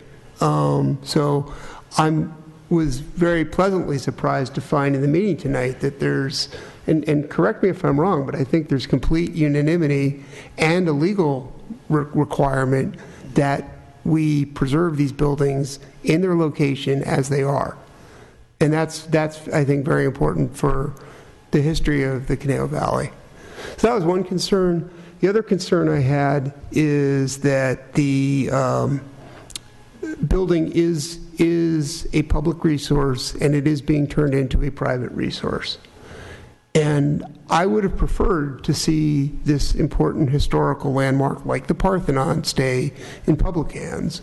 But I appreciate what Mr. Kirschenstein has said, that there were many years of efforts to do that, and that there was no public agency that came forward to do that. So while I would have preferred to see us go that way, that hasn't happened.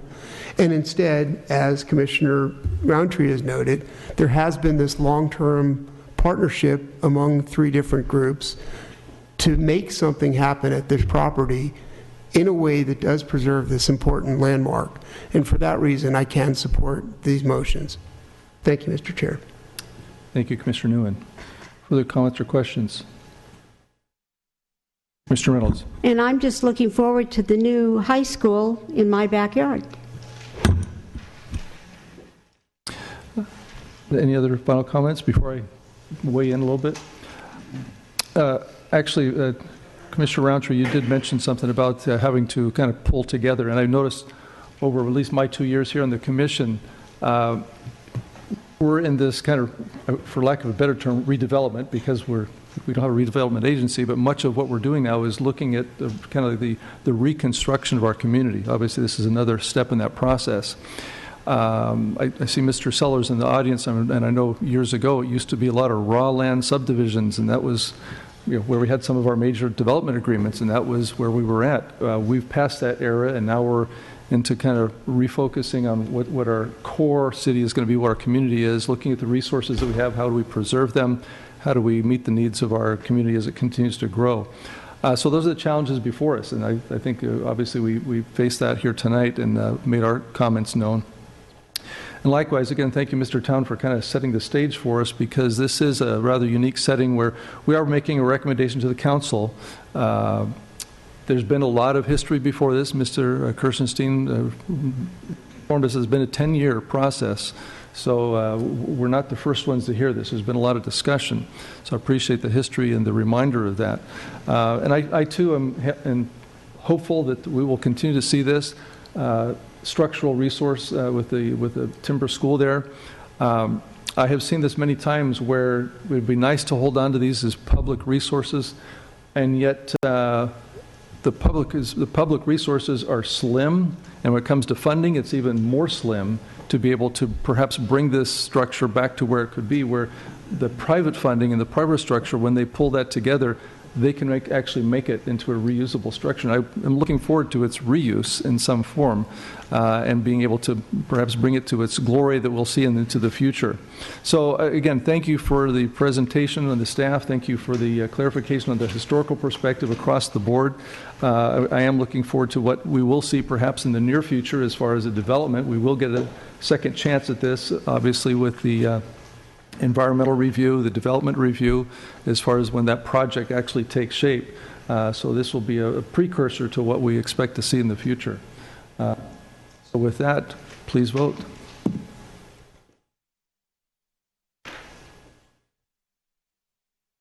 Motion passed 5-0. Thank you very much. There is no appeal on this because it's just a recommendation, just for clarification. Okay. Reports and referrals, I believe. Mr. Town? Thank you, Mr. Chairman. Tonight is the time of year when we have a visual review of development activity in the community. One of my favorite staff reports. Oh, great. This is the Commission's second annual. So you'll be pleased to know that except for the first slide, there are no more words in the entire presentation. So let's, yeah. But first, this is the one slide. We occasionally hear questions about what projects are heard by the Planning Commission, and this is a list of the types of projects that you hear. Projects that are required by the municipal code or some other document is a very common source of projects that come before this body, such as the Thousand Oaks Boulevard specific plan has a very detailed land use matrix and identifies which projects need to come before this body versus administrative. Also, any waivers of development standards have to come before this body for your review. Occasionally, you'll see precedent-setting items. All sort of larger city projects have to come before this body. Smaller ones, underground, utilities, etc., do not. But other projects which you have heard over the years, the Los Robles Event Center, things like that. As you just did, all legislative items, which are recommendations, come before this body. Those are zone changes, general plan amendments, development agreements, things like that. And then very rarely, actually, as it turns out, you do hear appeals of administrative decisions by our administrative hearing officer.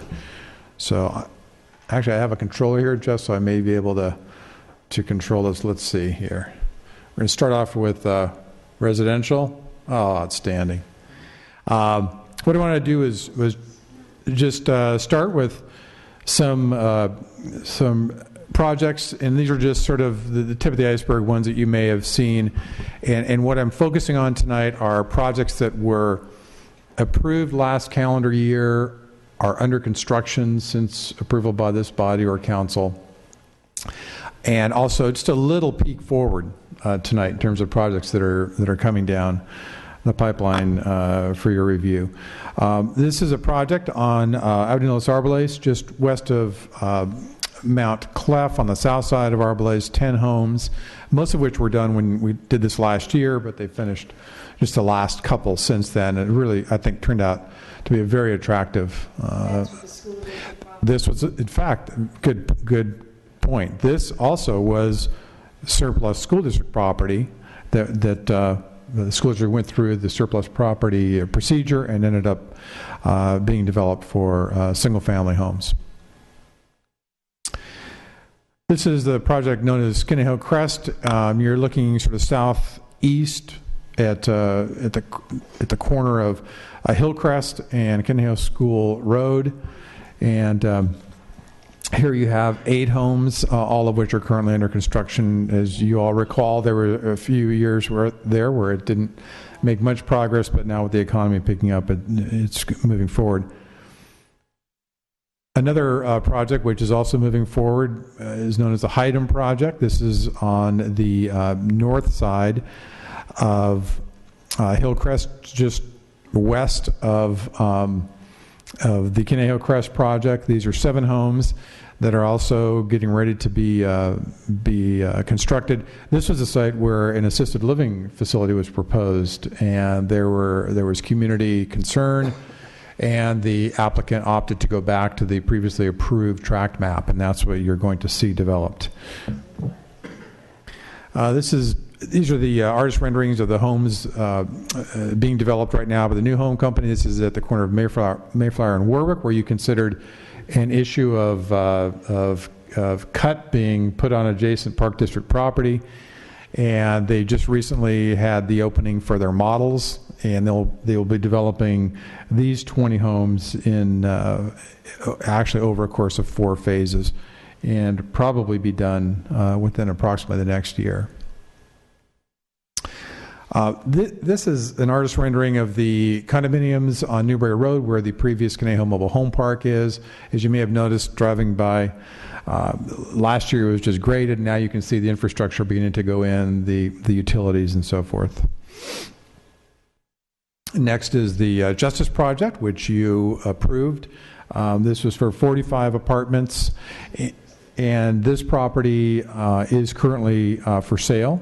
So we anticipate it will be purchased and developed, but probably by a different party than who presented it to the Planning Commission.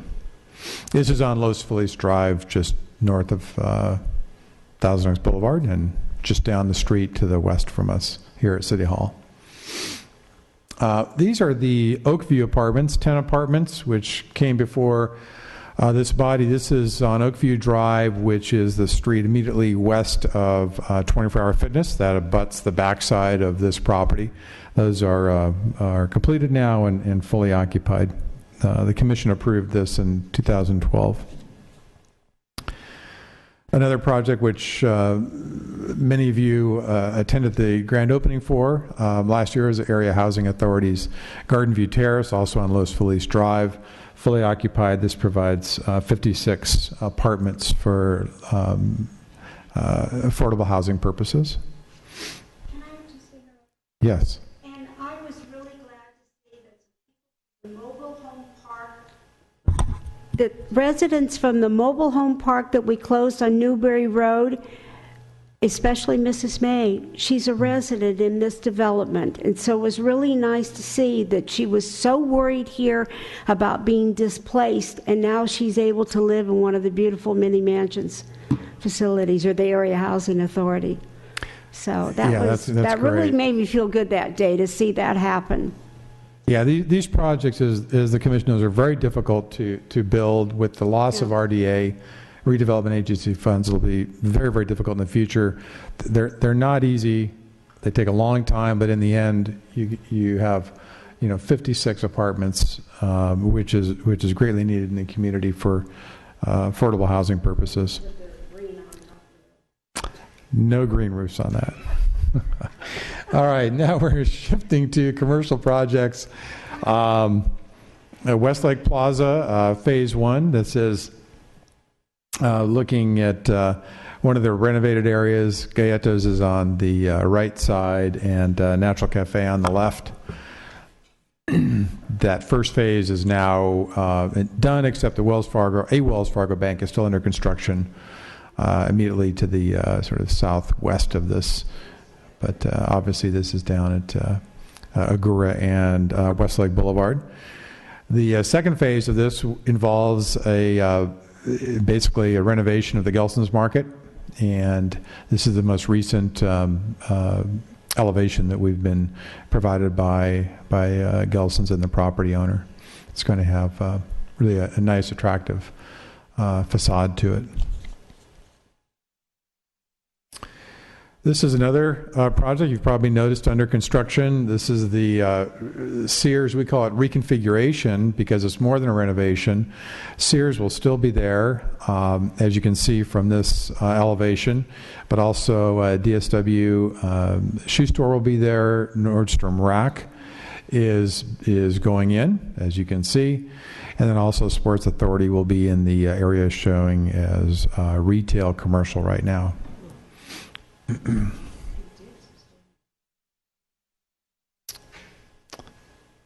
This was one that you looked at and you approved. This was the project that had been approved and it lapsed and came back to this body and you reapproved it with very few changes.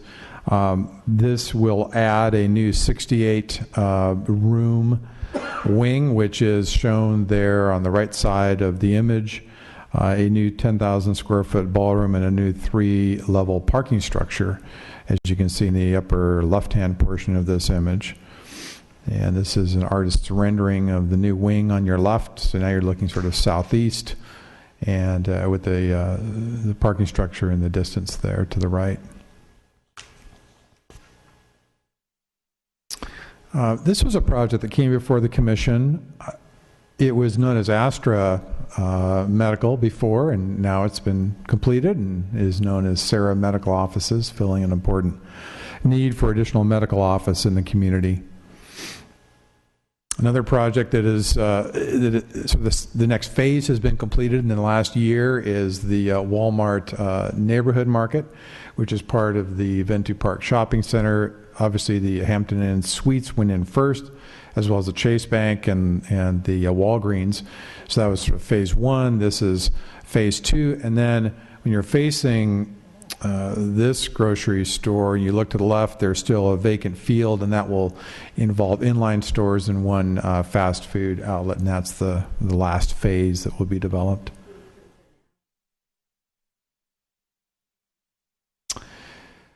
The old site of El Torito is now a beautiful new Chick-fil-A on Moore Park,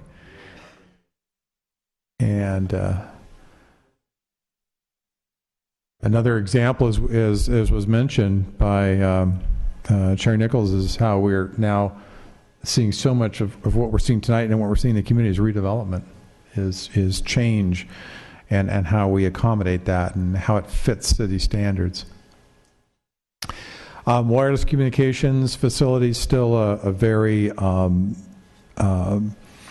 active field. We have a number of projects in the pipeline. This is one that you as the Planning Commission approved not too long ago at Regal Oak and Lynn Road. This is looking west. This is a photo simulation, not the actual constructed, but the facility will look very, very similar. And so we'll have a number of those before you in the next year as well. This is the latest proposal, which is anticipated to come before you relatively soon. This is Seventh-day Adventist property on the front side, and so what you're looking at here is the freeway in the lower left-hand portion of this image, and that's Academy Drive. That curves up and to the right in this this site plan And what is being proposed is a Lowe's still, which has already been approved there. But what's happening is the building, which is shown in gray here, it's about 111,000 square feet, as proposed now, is being rotated. So it used to be rotated in the east-west direction, or oriented in the east-west direction. Now it's rotated to be in a north-south direction. That's the gray area here. The tan pad below it is proposed as an LA Fitness, and so we're reviewing the site plan, grading plan, and elevations for that right now. To the east, those 3 satellite pads will contain several new tenants as well, a couple of fast food type facilities. So, as you know, we've been through several iterations here, but this is one we anticipate coming before the commission probably in the fall. This is the front elevation of Lowe's, just truncated so you can see it all in one image. It's pretty similar to what you reviewed a few years back. And then this is the most current concept for the LA Fitness. We are still working with their architect on the design, but this is the most current as proposed by the applicant. And as I overheard somebody mention, Dick's Sporting Goods is being proposed at the Oaks Mall. As you can see in this plan view, it would be basically left, behind Lazy Dog Cafe. You can see where Movieco Theater is here, and you've got the turnaround, you've got Lazy Dog sort of up in the upper left. Yes, this area is currently parking. It was always slated for another tenant, and so Dick's Sporting Goods wants to move in there, and so this project will also be coming before this body.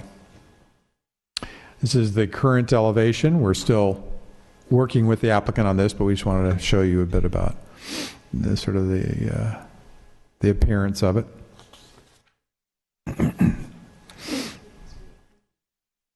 And this is a pretty good sized building, about 44,000 square feet. In terms of industrial, you approved the Conejo Merchant project not too long ago, and they're actively moving forward and developing their construction plans. This is nice because, as we discussed, I think it'll fill a need for small business startup space in the industrial area of the city.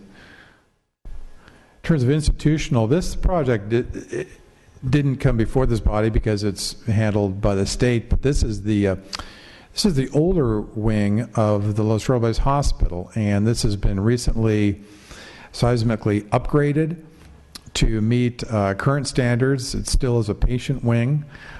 This body reviewed the previous plans for expansion, and as you know, the hospital has already added the 4th floor to the main wing.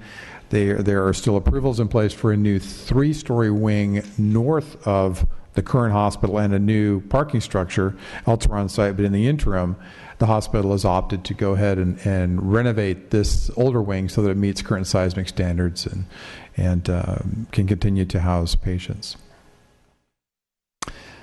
Another project that was approved administratively, but per the CLU master plan, or the new Ullman Dining Commons. Very nice facility. Just opened probably about 6 months ago. And what's interesting about this is that it's received silver certification from LEED in terms of energy efficiency, and is already in use.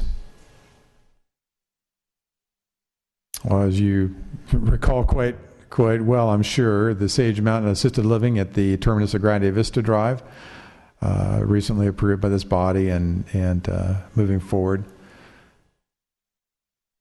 This is another assisted living project that the commission should be seeing in the not too distant future. This is at the location of the Young Set Club at the corner of Rolling Oaks and Los Padres. It's an assisted living facility that includes 89 beds, memory care facility, as well as traditional assisted living.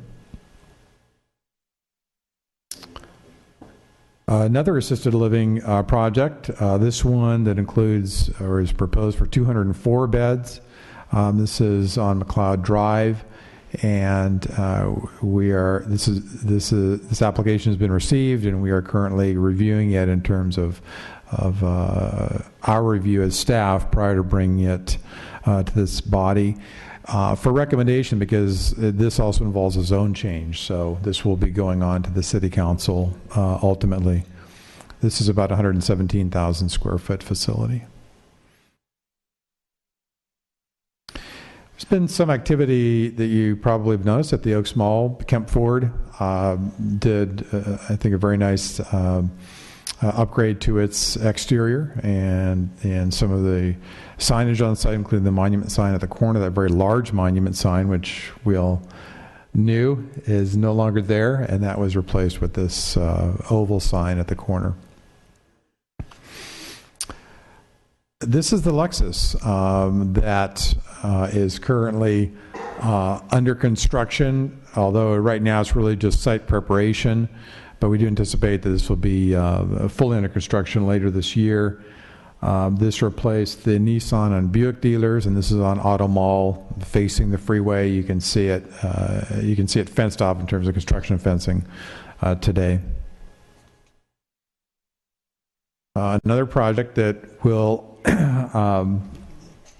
be considered, we're not sure if this will be coming before this body, depending on the final design, but this is a new Jaguar Land Rover facility, and this is about a 50,000 square foot joint showroom and parking area.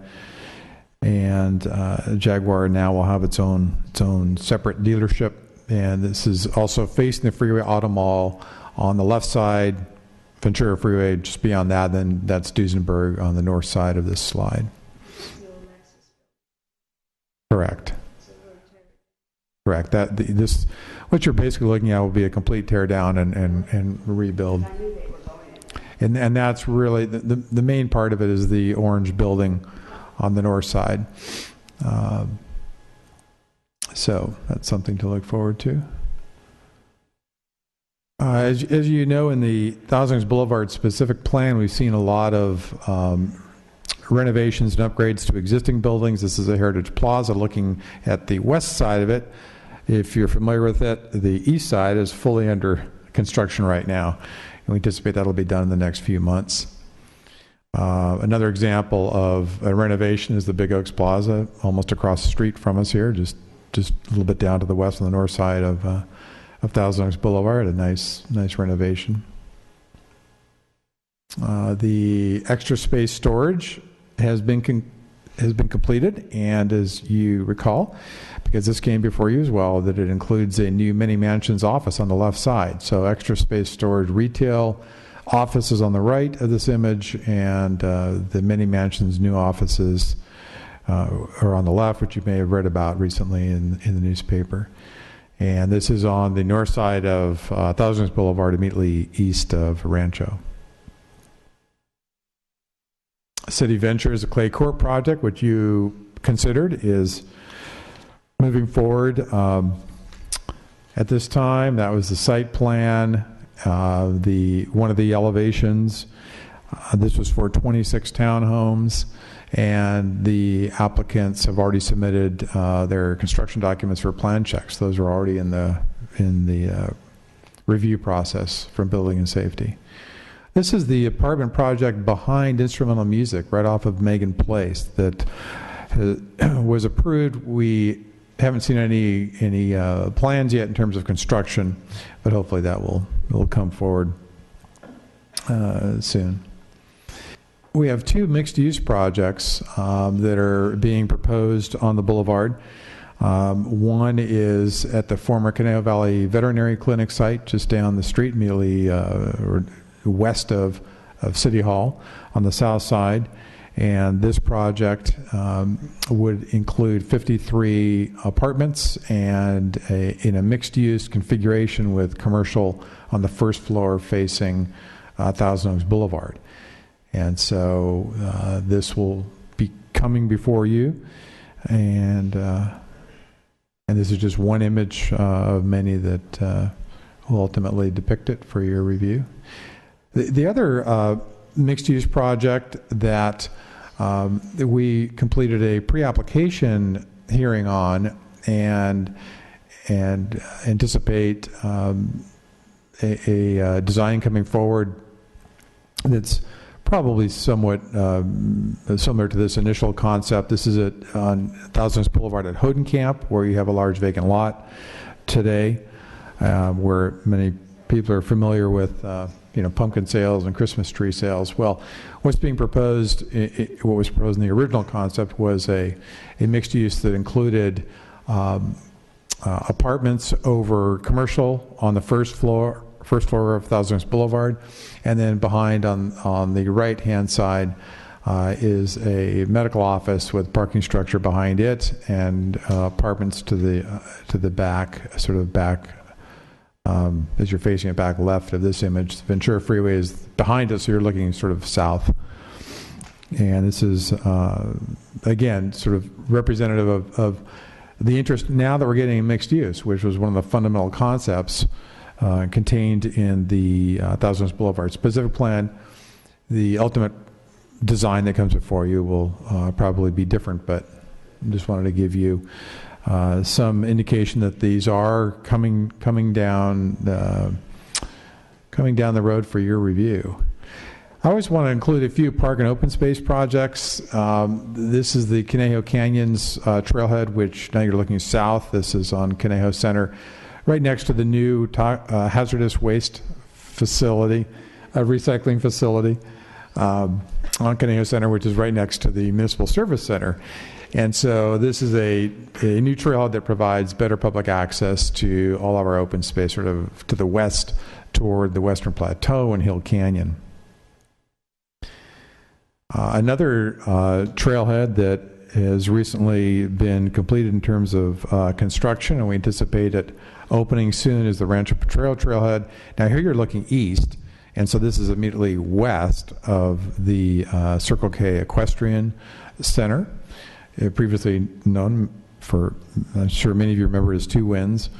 But this is a trailhead which will provide dedicated off-street parking for visitors to Rancho Potrero. In the past, you've probably noticed that people have sort of parked where they could to gain access to this really nice facility. Rancho Potrero is about 325 acres, and except for the Equestrian Center, the whole area has been preserved as natural open space. It's just a beautiful property, and so this will provide much-needed public access to it.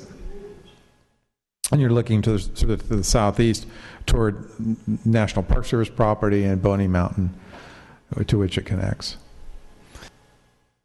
I throw this into the mix because, we're all now, and have been for some time, very concerned about water usage, and it's becoming even more evident with the continuing drought.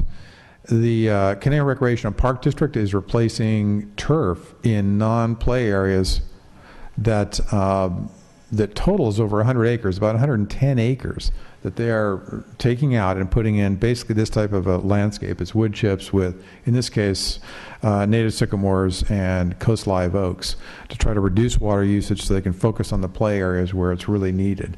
So they already began this program several years ago, and with the governor's recent order, it's only going to become even more important.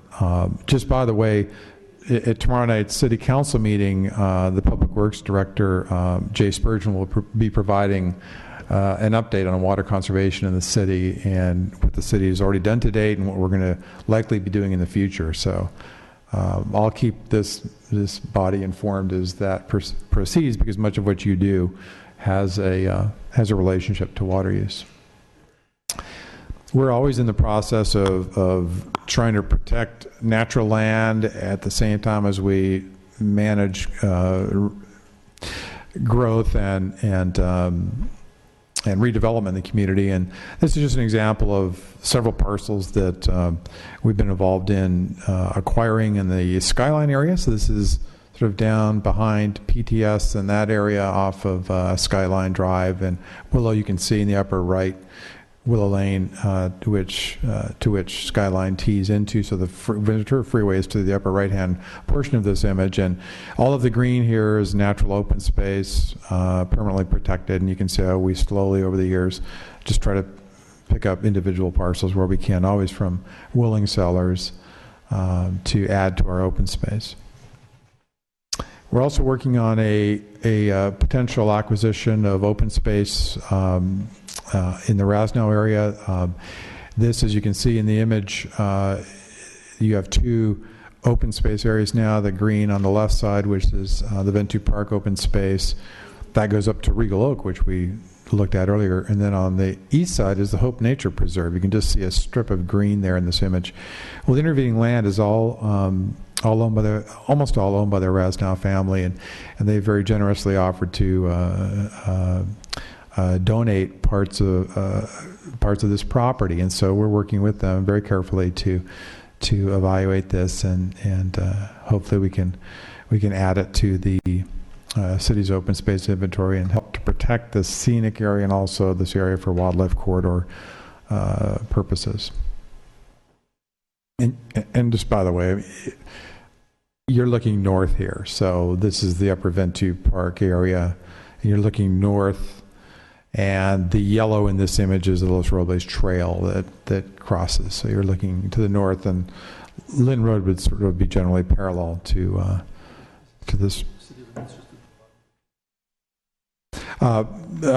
This area actually that we're looking at is that we're looking at in terms of the donation is in the county, and so the likely the recipient for this will not be the city, but would be the Conejo Open Space Conservation Agency, because its boundaries include the boundaries of both the Park District and the city, and this is within the Park District's boundaries.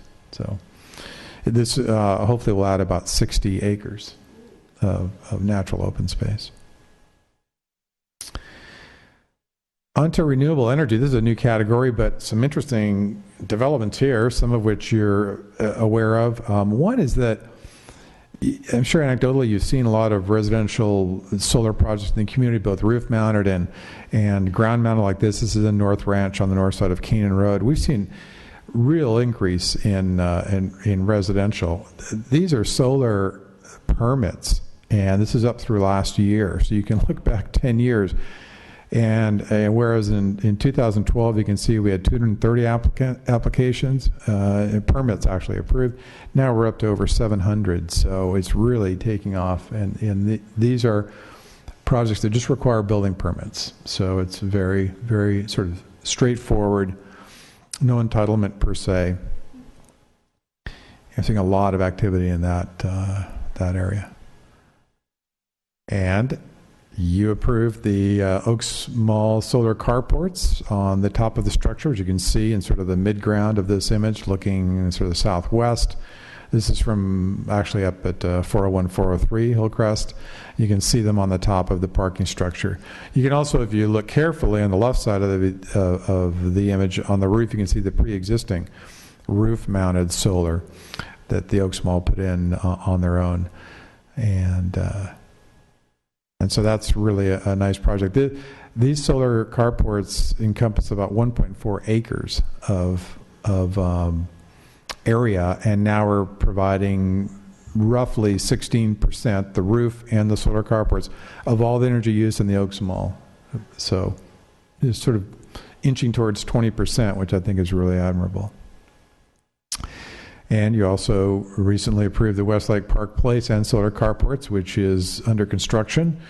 A branch of Dole Foods has moved into the brand new building in the middle of this image, recently completed. Solar carports, all functional, about an acre here of solar carports, which I think turned out really nice. Not really that visible when you drive on the freeway and you're looking to the south, so they blend in, I think, pretty well. And then you can see the second to last building under construction. We have one more after this, but it's also possible that you may even see another solar carport project in this area as well.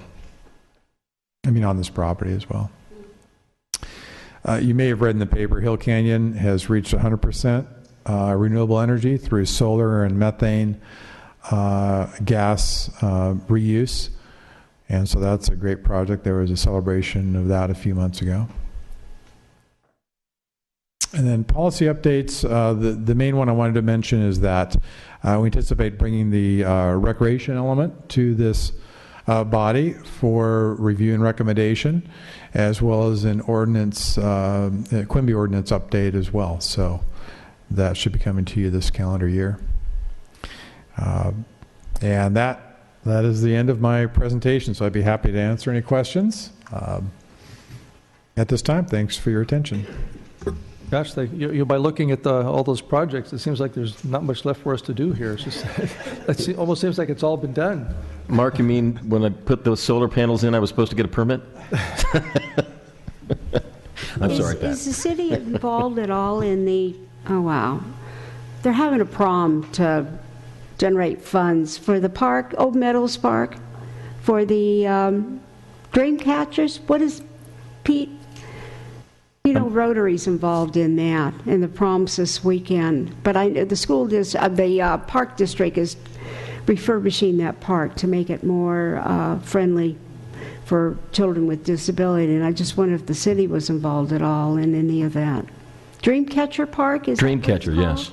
Yeah, I have seen plans for the new area. It's immediately adjacent to the existing kids' play area at Old Meadows Park, and it is designed for children with special needs. And it's the existing park is quite popular. I used to take our son there when he was little, and this will be a nice addition. And as far as I understand, at this point, they're just trying to raise money to build it. The plans are fine, and we've already reviewed those. Well, I know there's a big prom for this weekend of the 70s and whatever, and that's how they're trying to raise money too. So, thank you.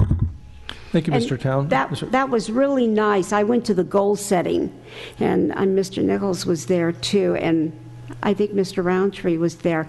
And they showed some of the things that you just showed, but this was more extensive, and I appreciate this. Right. I probably should have mentioned at the beginning, part of this was shown to City Council at the goal setting session.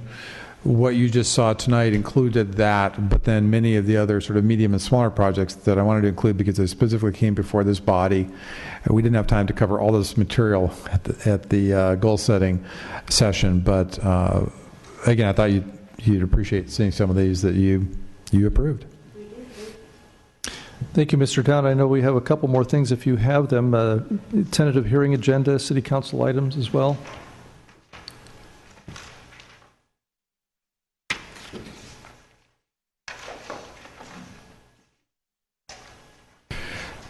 Thank you, Chair Nichols, for reminding me. We do have a hearing in 2 weeks from tonight on April 27th to consider a case in the North Ranch area. And also on May 11th, the following meeting, we have two items. One is your review of the city's capital improvement plan for consistency with the Thousand Oaks General Plan, and then also a proposed wireless facility. This is called a DAS system, distributed antenna system, a little bit different design than what you're used to, because this would be proposed on a city-owned traffic signal, basically at the southwest corner of Westlake and Canaan Road. So those two are coming up. And then in terms of items that have gone before this body and have gone on to City Council, the Kelly Estates annexation was considered by City Council on February 24th, and the pre-zoning was approved as recommended by this body. And then finally, the amendments to the Oakland Landmark Tree Ordinance, which you considered on February 23rd at your last meeting, will go to the City Council tomorrow night. So they will be weighing in on that. And that's all I had at this time. Thank you. Thank you, Mr. Town. Next on the agenda is AB 1234 reports. Does any commissioners have anything to report? Commissioner Turpel? Yeah, let me start off by apologizing to former Chair Commissioner Roundtree for moving around his agenda earlier this evening. But like I started to talk about before, Commissioner Newman and I were able to go down to the Planning Academy in Newport Beach, and I got to tell you, it was probably one of the best that I've been to in quite some time.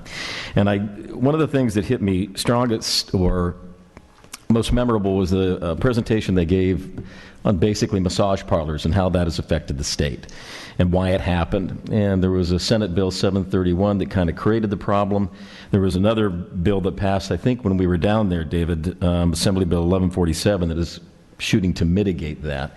But I gave you each a handout that has the frequently asked questions, and I think I sent that to Mr. Town when I got back, that I thought you just might find interesting as to how the state and cities are dealing with that. So, but with that, that concludes my report. Thank you. Commissioner Newman? Yes, I too attended the Academy. Of all the Academy sessions I've attended, that was clearly the best. There was mandatory ethics training. I found the whole Academy very rewarding and informative. It was great to meet other commissioners from around the state. It's great to find that so many of them, north and south, are dealing with many of the same issues we're dealing with around housing, and wireless kept coming up over and over again. There was a really interesting session on affordable housing that underscored a point that Commissioner Roundtree made earlier this evening about the importance of coalition building, including with unlikely partners. And there were a number of examples. This is all from Northern California, but a number of successful public-private partnerships that had gotten things to work where public only or private only hadn't worked. And I thought it was very interesting that in the session, a few of the hotel workers were standing in the back of the room to listen to the session because they would be affected by these kinds of projects. And that was noted by some of the people on the dais during the session. There was also a very informative report on how to read a CEQA report, which I'm sure will come in very handy in the not too distant future. All in all, it was very educational. And on a personal note, I really enjoyed spending time with Commissioner Turpel. It was good to go through this together. Very good. Thank you for the report. And obviously, it was worthwhile. Thank you for the update. Any other AB 1234 reports? Okay, hearing none, but next is commission comments. Any general comments? Commissioner Turpel. Yeah, it's one general comment coming after the well, Commissioner Newman was talking about meeting other commissioners down here at this academy, and we just got off of a big zoning issue. We don't really have it that bad. The city shall remain nameless, but I met a commissioner there that they're discussing rigorously with a citizen who wants to have an area of the city rezoned for alien landings. So I found that quite interesting, and I hope I haven't given anybody any new ideas. Thank you, Commissioner. Any other general commission comments? Commissioner Reynolds. I just want to congratulate you again, Commissioner Nichols, on your election to chair the commission for the following year. Thank you very much. You'll do a great job. You did a great job tonight. So thank you very much. Appreciate it. Any other comments? Okay, hearing none, then we will adjourn to 6:30 p.m. on April 27th, 2015. Good night to the city of Thousand Oaks and residents and all of you.